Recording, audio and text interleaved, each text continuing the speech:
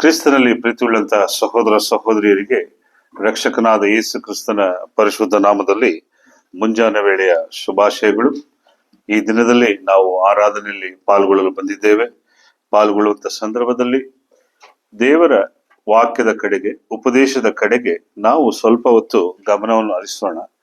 ಇವತ್ತು ನಾವು ನೋಡಿದಂತ ವಾಕ್ಯ, ಈಗ ತಾನು ನಾವು ಓದು ಕೀರ್ತನೆ 19ನೇ ಅಧ್ಯಾಯದಲ್ಲಿ ನೋಡಿದಂತ ಮಾತುಗಳು ದೇವರ ಒಂದು ವಾಕ್ಯದಲ್ಲಿ ನಾವು ತೋರಿಸುವಂತ ಆಸಕ್ತಿ. ಯಾಕೆ ದೇವರ ವಾಕ್ಯಕ್ಕೆ ನಾವು ಆಸಕ್ತಿ ತೋರಿಸ್ಬೇಕು, ಅಥವಾ ಈ ಸತ್ಯವೇದಕ್ಕೆ ನಾನು ಯಾಕೆ ಆಸಕ್ತನಾಗಿರಬೇಕು ಎಂಬುದಂತ ಕಾರ್ಯಗಳನ್ನ ನಾವು ನೋಡ್ತೇವೆ. ನೋಡೋದಕ್ಕಿಂತ ಮುಂಚೆ ಇವತ್ತು ನಾವು ನೋಡ್ಬೇಕಂದ ವಾಕ್ಯ, ಯೆಹೋವನ ಧರ್ಮಶಾಸ್ತ್ರ ಲೋಪವಿಲ್ಲದು, ಅದು ಪ್ರಾಣವನ್ನು ಉಜ್ಜೀವಿಸ ಮಾಡುವಂಥದ್ದು. ಈ ಪ್ರಾಣವನ್ನ ಉಜ್ಜೀವಿಸ ಮಾಡುವಂಥದ್ದು, ನಮ್ಮ ಪ್ರಾಣಗಳನ್ನ ಉಜ್ಜೀವಿಸ ಮಾಡುವಂಥದ್ದು.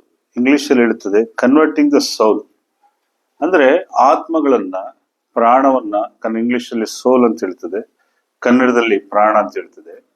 ಈ ಒಂದು ಆತ್ಮವನ್ನ ಉಜ್ಜೀವನ ಮಾಡುವಂಥದ್ದು ದೇವರ ವಾಕ್ಯ. ಮತ್ತು ಯೆಹೋವನ ನಿಯಮಗಳು ನೀತಿಯುಳ್ಳವುಗಳಾಗಿ ಮನಸ್ಸನ್ನು ಹರ್ಷಪಡಿಸುತ್ತದೆ. ಈ ವಾಕ್ಯ ನಮ್ಮನ್ನು ಏನ್ ಮಾಡ್ತದೆ ಅಂದ್ರೆ ಸಂತೋಷ ಪಡಿಸುತ್ತೆ. ಯಾರಾದ್ರೂ ನಿಮ್ಮ ಹತ್ರ, ಕೆಲವ್ರ ಹತ್ರ ಮಾತಾಡಿದಾಗ ನಿಮ್ಗೆ ಹೆಂಗಿರ್ತದೆ ಫೀಲಿಂಗ್ಸ್? ಕೆಲವ್ರ ಹತ್ರ ಮಾತಾಡಿದಾಗ ಒಂಥರ ವೈಬೆ ಬರಲ್ಲ. ಕೆಲವ್ರ ಹತ್ರ ಮಾತಾಡಿದಾಗ ಹೆಂಗಿರ್ತದೆ, ಏನೋ ಒಂಥರ ಖುಷಿ. ಅವ್ರ ಜೊತೆ ಮಾತಾಡಿದ್ರೆ ನಮಗೊಂದು ಸಂತೋಷ, ಅವ್ರ ಜೊತೆ ಮಾತಾಡಿದ್ರೆ ನಮ್ಗೊಂದ್ ಸ್ವಲ್ಪ ಇನ್ಸ್ಪೈರ್ ಆಗುತ್ತೆ, ಅವ್ರ ಜೊತೆ ಮಾತಾಡಿದಾಗ ನಮ್ಮ ದುಃಖಗಳು ಶಮನ ಆಗುತ್ತೆ. ಆದ್ರೆ ಇಲ್ಲಿ ಹೇಳ್ತಾರೆ, ಯೆಹೋವನ ನಿಯಮಗಳು, ನೀತಿಗಳು, ಧರ್ಮಶಾಸ್ತ್ರಗಳಾಗಲಿ, ವೇದ ವಾಕ್ಯಗಳಾಗಲಿ ಮನಸ್ಸನ್ನು ಏನು ಮಾಡುತ್ತೆ? ಹರ್ಷ ಪಡಿಸುವಂತದ್ದಾಗಿದೆ.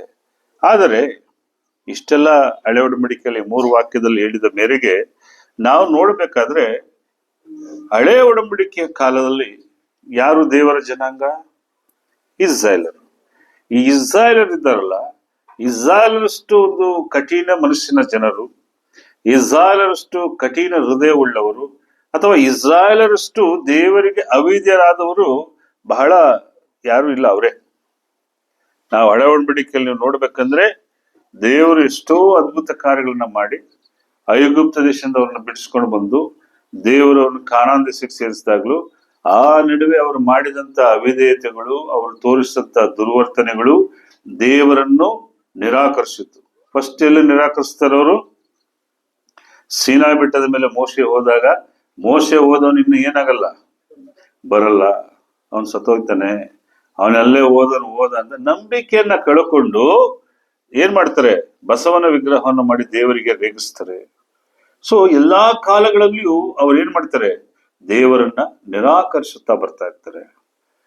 ಈಗ ನಾವು ನೋಡಿದಂತ ಇವತ್ತಿನ ಒಂದು ಪಾಠದ ಉದ್ದೇಶ ಏನಂತ ಹೇಳಿದ್ರೆ, ನಮ್ಮ ಕೈಯಲ್ಲಿ ಏನಿದೆ ಇವತ್ತು? ಒಬ್ಬ ಕ್ರೈಸ್ತನ ಕೈಯಲ್ಲಿ ಏನಿದೆ? ಸತ್ಯವೇದವಿದೆ. ಸೊ ಹಳೆ ಒಡಂಬಡಿಕೆಯಲ್ಲಿ ಧರ್ಮಶಾಸ್ತ್ರ, ಅವರು ಇಸ್ರಾಯೇಲರಿಗೆ ಅದು ಕಟ್ಟಳೆಗಳಾಗಿತ್ತು. ಹೊಸ ಒಡಂಬಡಿಕೆಯಲ್ಲಿ ನಮಗೆ ಯೇಸು ಕ್ರಿಸ್ತನ ಮುಖಾಂತರ, ಅಪೊಸ್ತಲರ ಮುಖಾಂತರ ನಮಗೆ ಕೊಡಲ್ಪಟ್ಟಂತ ಬೋಧನೆಗಳು ನಮಗೆ ಇವತ್ತು ಒಂದು ನೀತಿಯಾಗಿಯೂ, ನಾವು ಕ್ರೈಸ್ತರಾಗಿ ಬದುಕುವುದಕ್ಕೆ ಒಂದು ಅಡಿಪಾಯವಾಗಿಯೂ ಇದೆ. ಆದರೆ ನಾವು ಸ್ವಲ್ಪ ಹಳೆ ಒಡಂಬಡಿಕೆ ಕಡೆ ಹೋಗೋಣ. ಹಳೆ ಒಡಂಬಡಿಕೆಯಲ್ಲಿ ಇಸ್ರಾಯೇಲರು ಯಾವ ರೀತಿ ದೇವರನ್ನು ನಿರಾಕರಿಸಿದರು, ಯಾವ ರೀತಿ ಅಂದ್ರೆ, ದೇವರು ಅಂದ್ರೆ ಬಹಳ ತಾತ್ಸಾರ ಮನೋಭಾವವುಳ್ಳವರಾಗ್ಬಿಡ್ತಾನೆ. ಯೆಶಾಯ 1ನೇ ಅಧ್ಯಾಯ 10ನೇ ವಾಕ್ಯವನ್ನು ಧ್ಯಾನಿಸುವಾಗ ನೋಡಿ, ಯೆಶಾಯ 1ನೇ ಅಧ್ಯಾಯ 10ನೇ ವಾಕ್ಯದಲ್ಲಿ ನಾವು ಧ್ಯಾನಿಸುವಾಗ ದೇವರು ಹೇಳ್ತಾನೆ, ಅಲ್ಲಿ ಸೊದೋಮನ ಅಧಿಪತಿಗಳೇ, ಯೆಹೋವನ ಮಾತನ್ನು ಆಲಿಸಿರಿ, ಗೋಮೋರದ ಪ್ರಜೆಗಳೇ, ನಮ್ಮ ದೇವರ ಧರ್ಮೋಪದೇಶವನ್ನು ಕೇಳಿರಿ. ದೇವರು ಪ್ರವಾದಿಗಳ ಮುಖಾಂತರ, ಯೆಶಾಯನ ಮುಖಾಂತರ ಜನಗಳಿಗೆ ಕಿವಿಗೆ ಮುಟ್ಟುವಾಗಿ ಹೇಳ್ತಾನೆ. ಇವತ್ತೂ ಅಷ್ಟೇನೆ. ಇವತ್ತು ಏನ್ ಮಾಡ್ತಾ ಇದ್ದಾರೆ? ಅನೇಕ ಸೇವಕರು, ಅನೇಕ ಬೋಧಕರು ಏನ್ ಮಾಡ್ತಾ ಇದ್ದಾರೆ? ಬೋಧಿಸ್ತಾ ಇದ್ದಾರೆ. ಹೇಳೋರು ಹೇಳ್ತಾ ಇದೆ, ಪ್ರಪಂಚಾದ್ಯಂತ ದೇವರ ವಾಕ್ಯಗಳು ಕೇಳ್ತಾ ಇದೆ. ಆದರೆ ಇಸ್ರಾಯೇಲರು ಅಷ್ಟು ಹೇಳಿದ್ರು ಏನ್ ಮಾಡ್ತಾ ಇದ್ರಂತೆ? ಅವ್ರು ವಿಧೇಯರಾಗ್ತಿರ್ಲಿಲ್ಲ. 19ನೇ ವಾಕ್ಯದಲ್ಲಿ ನಾವು ನೋಡ್ಬೇಕಾದ್ರೆ ಅಲ್ಲಿ ದೇವ್ರು ಹೇಳ್ತಾನೆ, ನೀವು ಒಪ್ಪಿ ವಿಧೇಯರಾದ್ರೆ ದೇಶದ ಮೇಲನ್ನು ಅನುಭವಿಸಿರಿ. ದೇವ್ರಲ್ಲೂ ವಾರ್ನಿಂಗ್ ಕೊಡ್ತಾನೆ, ಇಸ್ರಾಯೇಲರೇ, ನೀವು ಒಪ್ಪಿ ವಿಧೇಯರಾದ್ರೆ ಏನ್ ಮಾಡ್ತೀರಾ? ದೇಶದ ಮೇಲು ಅನುಭವಿಸ್ತೀರಾ, ಒಪ್ಪದೆ ತಿರುಗಿ ಬಿದ್ದರೆ ಕತ್ತೆಯ ಬಾಯಿಗೆ ತುತ್ತಾಗಿವರಿ, ಈ ಮಾತು ಯೆಹೋವನ ನುಡಿದೆ. ಇಷ್ಟೆಲ್ಲ ವಾರ್ನಿಂಗ್ ಹಳೆ ಒಡಂಬಡಿಕೆಯಲ್ಲಿ ದೇವರು ಇಷ್ಟು ಒಂದು ವಾರ್ನಿಂಗ್ ಅನ್ನು ಏನ್ ಮಾಡ್ತಾನೆ, ಕೊಡ್ತಾ ಇರ್ತಾನೆ. ನೀವು ಒಪ್ಪಿದ್ರೆ ದೇಶದಲ್ಲಿ ನಿಮಗೆ ಮೇಲಾಗುತ್ತೆ. ನೀವು ಹಳೆ ಒಡಂಬಡಿಕೆ ಚರಿತ್ರೆಯನ್ನ ಬಹಳ ಆಳವಾಗಿ ಓದ್ ನೋಡಿ, ಬಹಳ ದೊಡ್ಡ ಪಾಠಗಳಿದೆ. ಆ ಒಂದು ಪಾಠಗಳನ್ನ ನೀವು ತಿಳ್ಕೋಬೇಕು. ಹೇಗೆ ಇಸ್ರಾಯೇಲ್ ದೇವರು ಆರಿಸಿಕೊಂಡಂತ ಜನಾಂಗ ದೇವರಿಗೆ ಅವಿಧೇಯರಾದಾಗ ಎಂತೆಲ್ಲ ಶಿಕ್ಷೆಗಳಾಯ್ತು, ಯಾವ ಯಾವ ರಾಜರು ಯಾವ ಯಾವ ಕಾಲದಲ್ಲಿ ದೇವರಿಗೆ ಅವಿಧೇಯರಾದರು, ಅದರಿಂದ ಅವರಿಗುಂಟಾದಂತ ಫಲಗಳೇನು, ಅಥವಾ ನೀತಿವಂತರಾಗಿ ಬದುಕಿದವರಿಗೆ ಆದಂತ ಫಲಗಳೇನು. ಹಳೆ ಒಡಂಬಡಿಕೆ ನಮಗೆ ನಿದರ್ಶನವಾಗಿದೆ, ನೆರಳಾಗಿದೆ. ನಾವು ಅದನ್ನ ತಿಳ್ಕೋಬೇಕು. ಇಲ್ಲಿ ದೇವ್ರು ಹೇಳ್ತಾನೆ, ಧರ್ಮೋಪದೇಶವನ್ನ ಕೇಳಿರಿ. 9ನೇ ವಾಕ್ಯದಲ್ಲಿ 10ನೇ ವಾಕ್ಯದಲ್ಲಿ ಕೂಗ್ತಾನೆ, ಧರ್ಮೋಪದೇಶ ಕೇಳಿರಿ ಪ್ರವಾದಿ ಮುಖಾಂತರ ಅಲ್ವಾ. ಅವರು ಅಸಡ್ಡೆ ಮಾಡ್ತಾರೆ. ಅದೇ ಯೆಶಾಯ 5ನೇ ಅಧ್ಯಾಯ 24ನೇ ವಾಕ್ಯದಲ್ಲಿ ನಾವು ನೋಡ್ಬೇಕಾದ್ರೆ, ಯೆಶಾಯ 5:24 ನಾವು ಧ್ಯಾನಿಸುವಾಗ, ಅವರು ಸೇನಾಧೀಶನಾದ ಯೆಹೋವನ ಉಪದೇಶವನ್ನು ನಿರಾಕರಿಸಿ. ಯಾರು ಮಾಡಿದ್ರು? ಇಸ್ರಾಯೇಲರು. ಅವ್ರು ಎಷ್ಟೇ ಹೇಳಿದ್ರು, ಈ ಯೆಶಾಯ ಬರುವ ಕಾಲದಲ್ಲಿ ಇವರೆಲ್ಲ ಬಹಳ ವಿಗ್ರಹಾರಾಧನೆ ಹೋಗ್ಬಿಟ್ಟಿದ್ರು. ಯಾರು? ಇಸ್ರಾಯೇಲ್ ಜನಾಂಗ. ಇವರೆಲ್ಲರೂ ವಿಗ್ರಹಾರಾಧನೆ ಹೋಗ್ಬಿಟ್ಟಿದ್ರು, ಬಹಳ ದೇವತೆಯನ್ನ ಪೂಜೆ ಮಾಡ್ತಾ ಇದ್ರು, ತಮಗಿಷ್ಟ ಬಂದ ಹಾಗೆ ಆರಾಧನೆಗಳನ್ನ ಮಾಡ್ತಾ ಇದ್ರು. ಆ ದಾನ್ ಮತ್ತು ಅಶೇರ್ಗಳಲ್ಲಿ ಅವರು ದೇವಾಲಯಗಳನ್ನು ಸೃಷ್ಟಿ ಮಾಡ್ಕೊಂಡಿದ್ರು. ದೇವರ ಉಪದೇಶವನ್ನ, ಧರ್ಮೋಪದೇಶವನ್ನು, ದೇವರು ಮೋಶೆ ಮುಖಾಂತರ ಕೊಟ್ಟಂತ ಕಾರ್ಯಗಳನ್ನ ಏನ್ ಮಾಡಿದ್ರು? ನಿರಾಕರಿಸಿದ್ರು. ಸೊ ಅವರು ಸೇನಾಧೀಶನಾದ ಯೆಹೋವನ ಉಪದೇಶ ನಿರಾಕರಿಸಿ ಇಸ್ರಾಯೇಲರ ಸದಮಲ ಸ್ವಾಮಿಯ ವಾಕ್ಯವನ್ನು ಅಸಡ್ಡೆ ಮಾಡಿದ್ದರಿಂದ. ಯಾರ ವಾಕ್ಯವನ್ನ ಏನ್ ಮಾಡಿದ್ರು? ಅಸಡ್ಡೆ. ಅಸಡ್ಡೆ ಅಂದ್ರೆ ನೆಗ್ಲಿಜೆನ್ಸಿ. ಏನದು? ನೆಗ್ಲಿಜೆನ್ಸಿ. ಏನ್ ದೇವ್ರು ಇವತ್ತು ಅದೇ ಅಲ್ವಾ? ಇವತ್ತು ಏನ್ ದೇವ್ರು ನೋಡ್ತಾ ಇದ್ದಾನ? ದೇವ್ರು ನಮ್ಮನ್ನ ಮಾಡ್ತಾ ಇದ್ದಾನ, ಮಾತಾಡ್ತಾ ಇದ್ದಾನ? ನಮ್ಮ ನಂಬಿಕೆಗಳು ಆ ರೀತಿ. ದೇವ್ರಿಲ್ಲ ಅನ್ನೋಂಥ ಭಾವನೆಯಲ್ಲೇ ಬದುಕ್ತಿರ್ತೀವಿ. ನಮಗೆ ಹೆಂಗ್ ಬೇಕೋ, ನಮ್ಗೆ ಯಾವ ರೀತಿ ಬೇಕೋ, ನಮ್ಮ ಇಷ್ಟಕ್ಕೆ ತಕ್ಕ ಹಾಗೆ ಬದುಕ್ತಾ ಇರ್ತೀವಿ. ದೇವ್ರೇನ್ ಬಂದು ದಿನ ನೋಡ್ತಿರ್ತಾನೆ ನಿಮ್ಮನ್ನ, ದಿನ ಬೆಳಗ್ಗೆ ಎಬ್ಬಿಸ್ತಾರ ದೇವ್ರು ನಿಮ್ಮನ್ನ. ನಂಬಿಕೆ. ಆದರೆ ಇಸ್ರಾಯೇಲರು ಯಾರನ್ನ ನಿರಾಕರಿಸಿದ್ರು? ದೇವರ ಉಪದೇಶವನ್ನು ನಿರಾಕರಿಸಿ ಇಸ್ರಾಯೇಲರ ಸದಮಲ ಸ್ವಾಮಿಯ ವಾಕ್ಯವನ್ನು ಅಸಡ್ಡೆ ಮಾಡಿದರಿಂದ ಅಗ್ನಿಯ ನಾಲಿಗೆಗಳು ಒಣ ಕೂಳೆ ನುಂಗಿ ಬಿಡುವ ಹಾಗೂ ಒಣ ಹುಲ್ಲು ಬೆಂಕಿಯಲ್ಲಿ ಕುಗ್ಗುವಂತೆಯೂ ಅವರ ಬೇರು ಮೊಳೆತು ಹೂವಾಗಿ ಧೂಳಾಗಿ ತೂರಿ ಹೋಗುವುದು. ನೋಡಿ ಎಷ್ಟು ವಿಧವಾದಂತ ಒಂದು ಮಾತುಗಳನ್ನ ದೇವರಲ್ಲಿ ಪದ ಪ್ರಯೋಗ ಮಾಡ್ತಾರಂದ್ರೆ, ಹೂ ಬಾಡೋಗುತ್ತೆ. ನೋಡಿದಿರಾ? ಹೂ ಏನಾಗುತ್ತೆ? ಯಾರಾದ್ರೂ ಹೂವು ಧೂಳಾಗಿರೋದು ನೋಡಿದಿರಾ? ಹೂ ಬಾಡೋಗ್ ಬಿಸಾಕ್ಬಿಡ್ತೀರಾ. ಹೂ ಧೂಳಾಗೋದು ಯಾವಾಗ? ಒಣಗಿ ಬೆಂಕಿಗೆ ಅದು ಬಿದ್ದಾಗ ಏನಾಗುತ್ತೆ? ಧೂಳಾಗಿ ಹೋಗುತ್ತೆ. ಒಣಗದಾಗ ಹಂಗೆ ಬಿಸಾಕ್ಬಿಡ್ತೀವಿ ನಾವು. ಇಲ್ಲಿ ಏನ್ ಹೇಳ್ತಾರೆ? ಅವರ ಬೇರು ಕೊಳೆತು. ಯಾವಾಗ ಕೊಳೆತು ಹೋಗುತ್ತೆ ಅಂದ್ರೆ, ಬೇರು ಮನಸ್ಸು ಕೊಳೆತು ಹೋದಾಗ ಅವ್ರು ಏನಾಗ್ಬಿಡ್ತಾರಂತೆ? ಧೂಳಾಗಿ ಹೋಗ್ತಾರೆ. ಇದು ಇಸ್ರಾಯೇಲರಿಗೆ ದೇವರು ಕಠಿಣವಾದ ಒಂದು ಮಾತುಗಳನ್ನ ಯೆಶಾಯ ಪ್ರಾರ್ಥನೆ ಮಾಡ್ತಾ ಇದ್ದಾನೆ. ಯಾಕಂದ್ರೆ ಯೆಶಾಯನ ಕಾಲದಲ್ಲಿ ಕಂಪ್ಲೀಟ್ ಇಸ್ರಾಯೇಲ್ ಜನಾಂಗ 10 ಗೋತ್ರ ಏನಾಗ್ಬಿಡಿತ್ತು? ದೇವ್ರನ್ನ ಬಿಟ್ಟು ಹೋಗ್ಬಿಡಿತ್ತು. ದೇವರನ್ನ ಯಾವ ನೀವು ಹಳೆ ಒಡಂಬಡಿಕೆಯನ್ನು ಓದ್ಬೇಕು. 1 ಅರಸು, 2 ಅರಸು, 1 ಪೂರ್ವಕಾಲ ವೃತ್ತಾಂತ, 2 ಪೂರ್ವಕಾಲ ವೃತ್ತಾಂತ. ದಯವಿಟ್ಟು ಯಂಗ್ ಜನರೇಷನ್, ಯೂತ್ಸ್ ಎಲ್ಲರೂ ಅಷ್ಟೇನೆ, ದೊಡ್ಡವರು ಹಿರಿಯರು ಮನೇಲಿ ಕೂತ್ಕೊಂಡು ಓದಿ. ಯಾರ್ಯಾರ ಕಾಲದಲ್ಲಿ ಎಂತೆಂಥ ದೇವರಿಗೆ ಅವಿಧೇಯತೆಯನ್ನ ಇಸ್ರಾಯೇಲರು ತೋರಿಸಿದ್ರು, ದೇವರು ಎಷ್ಟೂ ತಾಳ್ಮೆಯಿಂದಿದ್ದ ಅಂತ. ಎಲ್ಲೋ ಅಲ್ಲೊಂದು ಇಲ್ಲೊಂದು ಶಿಕ್ಷೆಗಳಾಗಿದೆ. ಸಾಮೂಹಿಕವಾಗಿ ದೇವರು ಏನ್ ಮಾಡಲಿಲ್ಲ? ಕೊಲ್ಲಿಲ್ಲ. ಆದರೆ ಅವ್ರು ಮಾಡಿದಂತ ಘೋರ ಕೃತ್ಯಗಳಿದೆಯಲ್ಲ, ಬಹಳ ದೊಡ್ಡದು. ಆತರ ಇಲ್ಲೇನ್ ಮಾಡ್ತಾರೆ? ದೇವರ ಉಪದೇಶವನ್ನು, ವಾಕ್ಯವನ್ನು ಅಸಡ್ಡೆ ಮಾಡೋದ್ರಿಂದ. ಮುಂದೆ ನಾವು ನೋಡ್ತೇವೆ, ಯೆಶಾಯ 30ನೇ ಅಧ್ಯಾಯ 9ನೇ ವಾಕ್ಯದಲ್ಲಿ ಏನ್ ಹೇಳ್ತಾನೆ ನೋಡಿ, ಇಸ್ರಾಯೇಲರ ಒಂದು ಕೃತ್ಯಗಳನ್ನ. ಯೆಶಾಯ 30ನೇ ಅಧ್ಯಾಯ 9ನೇ ವಾಕ್ಯ. ಇವರು ದ್ರೋಹದ ಜನಾಂಗದವರು, ಮೋಸದ ಸಂತಾನದವರು, ಯೆಹೋವನ ಉಪದೇಶವನ್ನು ಕೇಳಲೊಲ್ಲದ ಸಂತತಿಯವರಷ್ಟೇ. ನಾನು ಕೊಟ್ಟಿರೋ ವಾಕ್ಯಗಳೆಲ್ಲ ಇವ್ರು ಏನ್ ಮಾಡ್ತಾ ಇದ್ದಾರೆ? ಈ 3 ವಾಕ್ಯ ಕೊಟ್ಟನಲ್ಲ, ಇಸ್ರಾಯೇಲ್ ಏನ್ ಮಾಡ್ತಾ ಇದ್ದಾರೆ? ಅಸಡ್ಡೆ ಮಾಡ್ತಾ ಇದ್ದಾರೆ. ದೇವರ ಉಪದೇಶವನ್ನು ಕೇಳ್ತಾ ಇಲ್ಲ, ದೇವರ ವಾಕ್ಯವನ್ನು ಕೇಳ್ತಾ ಇಲ್ಲ. ಈಗ ಇವರನ್ನ ಏನಂತ ಮೆನ್ಷನ್ ಮಾಡ್ತಾನೆ ದೇವರು? ಇವರು ದ್ರೋಹದ ಜನಾಂಗದವರು, ಮೋಸದ ಸಂತಾನದವರು. ದೇವರು ಅಷ್ಟು ಒಂದು ಪದ ಪ್ರಯೋಗಗಳನ್ನು ಯಾರ ಮುಖಾಂತರ ಮಾಡ್ತಾ ಇದ್ದಾನೆ? ಯೆಶಾಯನ ಮುಖಾಂತರ ಅಲ್ವಾ? ಯೆಶಾಯ ಏನು ಸ್ವಂತ ಮಾತಲ್ಲ. ಇಬ್ರಿಯ 1ನೇ ಅಧ್ಯಾಯ 1ನೇ ವಾಕ್ಯ ಏನ್ ಹೇಳುತ್ತೆ? ಪುರಾತನದ ಕಾಲದಲ್ಲಿ ದೇವರು ಪಿತೃಗಳ ಸಂಗಡವು ಪ್ರವಾದಿಗಳ ಸಂಗಡವು, ನಂತರ ಈಗ ತನ್ನ ಮಗನ ಮುಖಾಂತರ ಸೊ ದೇವರು ಮಾತನಾಡುತ್ತಿದ್ದು ಪಿತೃಗಳ ಕಾಲದಲ್ಲಿ ಯಾರ ಮುಖಾಂತರ? ಪಿತೃಗಳ ಮುಖಾಂತರ. ನಂತರ ಪ್ರವಾದಿಗಳ ಕಾಲ. ಇದು ಯೆಶಾಯ ಇರುವಂತದ್ದು ಪ್ರವಾದಿಗಳ ಕಾಲದಲ್ಲಿ ಯಾರ ಮುಖಾಂತರ ಮಾತಾಡ್ತಾ ಇದ್ದಾರೆ? ಯೆಶಾಯನ ಮುಖಾಂತರ ಮಾತಾಡ್ತಾ ಇದ್ದಾರೆ. ಪ್ರಿಯರೇ, ಇಲ್ಲಿ ಹೇಳ್ತಾನೆ, ಉಪದೇಶವನ್ನು ಕೇಳದವ್ರನ್ನ ಏನ್ ಹೇಳ್ತಾ ಇದ್ದಾನೆ ದೇವರು? ಆ ಇಸ್ರಾಯೇಲ್ ಜನರನ್ನ ಮೋಸಗಾರರು ಮತ್ತೆ ದ್ರೋಹಿಗಳು. ದೇವರ ದೃಷ್ಟಿಯಲ್ಲಿ ಅವ್ರು ಏನಾಗಿದ್ರು? ದ್ರೋಹಿಗಳಾಗಿದ್ರು ಅಲ್ವಾ? ಏನ್ ಮಾಡ್ತಾನೆ? ಇವ್ರನ್ನ ಏನ್ ಮಾಡ್ತೀನಿ ಅಂತ ಹೇಳ್ತಾನೆ ದೇವರು. ಯೆಶಾಯ 42ನೇ ಅಧ್ಯಾಯ 24 ಏನ್ ಹೇಳ್ತಾನೆ ನೋಡಿ. ಯೆಶಾಯ 42:24, ಯಾಕೋಬನ್ನು ಸುಲಿಗೆಗೂ ಇಸ್ರಾಯೇಲನ್ನು ಕೂಳೆಗೆ ಕೊಟ್ಟವನು ಯಾರು? ಯಾವನಿಗೆ ವಿರುದ್ಧವಾಗಿ ನಾವು ದ್ರೋಹ ಮಾಡಿದ್ದೆವೋ ಆ ಯೆಹೋವನಲ್ಲವೇ? ಆತನ ಜನರು ಆತನ ಮಾರ್ಗಗಳಲ್ಲಿ ನಡೆಯಲೊಲ್ಲದೆ ಆತನ ಉಪದೇಶವನ್ನು, ಪ್ರತಿಯೊಂದು ವಾಕ್ಯದಲ್ಲೂ ಉಪದೇಶ ಬರುತ್ತೆ ಪ್ರಿಯರೇ. ನಾನು ಕೊಡ್ತಿರುವಂತ ಯೆಶಾಯದ ಪ್ರತಿಯೊಂದು ವಾಕ್ಯಗಳು ಏನಿದೆ? ಉಪದೇಶವನ್ನು ಕೇಳಲೊಲ್ಲದವರನ್ನು ಏನ್ ಮಾಡ್ತಾರಂತೆ? ಒಪ್ಪಿಸ್ಕೊಟ್ಬಿಡ್ತಾನೆ. ಏನಕ್ಕೆ? ಸುಲಿಗೆಗೂ ಮತ್ತು ಕೂಳೆಗೂ. ಕೂಳೆ ಅಂದ್ರೇನು? ಕೊಳ್ಳೆಗೂ ಸುಲಿಗೆಗೂ ಏನ್ ಮಾಡ್ತಾನೆ? ಒಪ್ಪಿಸ್ಕೊಡ್ತಾನೆ. ನಾಶ ಆಯ್ತಾರೆ. ಸರ್ವಾಂತರ ನಾಶವನ್ನ ದೇವ್ರು ಏನ್ ಮಾಡ್ತಾನೆ? ಅವರಿಗೆ ಮಾಡ್ತಾರೆ. ದೇವ್ರು ಬಹಳ ರುಚಿಗತ್ತ. ನೀವು ಯೆಶಾಯ, ಯೆರೆಮೀಯ, ದಾನಿಯೇಲ ಬಿಟ್ಬಿಡಿ. Daniel is different subject. ಯೆಶಾಯ, ಯೆರೆಮೀಯ, ಎಜೆಕಿಯೇಲ ನೀವು ದಯವಿಟ್ಟು ಕೂತ್ಕೊಂಡು ನಿಮ್ಮ ಮನೆಗಳಲ್ಲಿ ಓದಿ.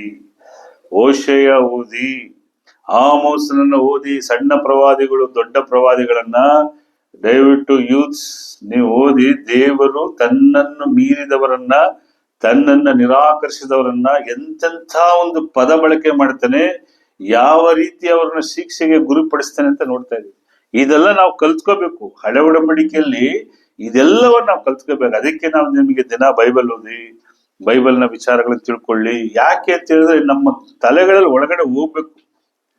ಇಸ್ರಾಯೇಲರು, ಪಿತೃಗಳು ಯಾವ ರೀತಿ ಬದುಕಿದ್ರು, ಯಾರೆಲ್ಲ ಪ್ರವಾದಿಗಳು ಯಾವೆಲ್ಲ ವಿಚಾರಗಳನ್ನು ಹೇಳಿದ್ರು, ಯೆಶಾಯ ಯಾವ ವಿಚಾರಕ್ಕೆ ಮಾತಾಡ್ದ, ಎಜೆಕಿಯೇಲ್ ಯಾವ ವಿಚಾರಕ್ಕೆ ಮಾತಾಡ್ದ, ಯೆರೆಮೀಯ ಯಾವ ವಿಚಾರಕ್ಕೆ ಮಾತಾಡ್ದ, ಪ್ರತಿಯೊಂದನ್ನು ನಾನು ಏನ್ ಮಾಡ್ಬೇಕು?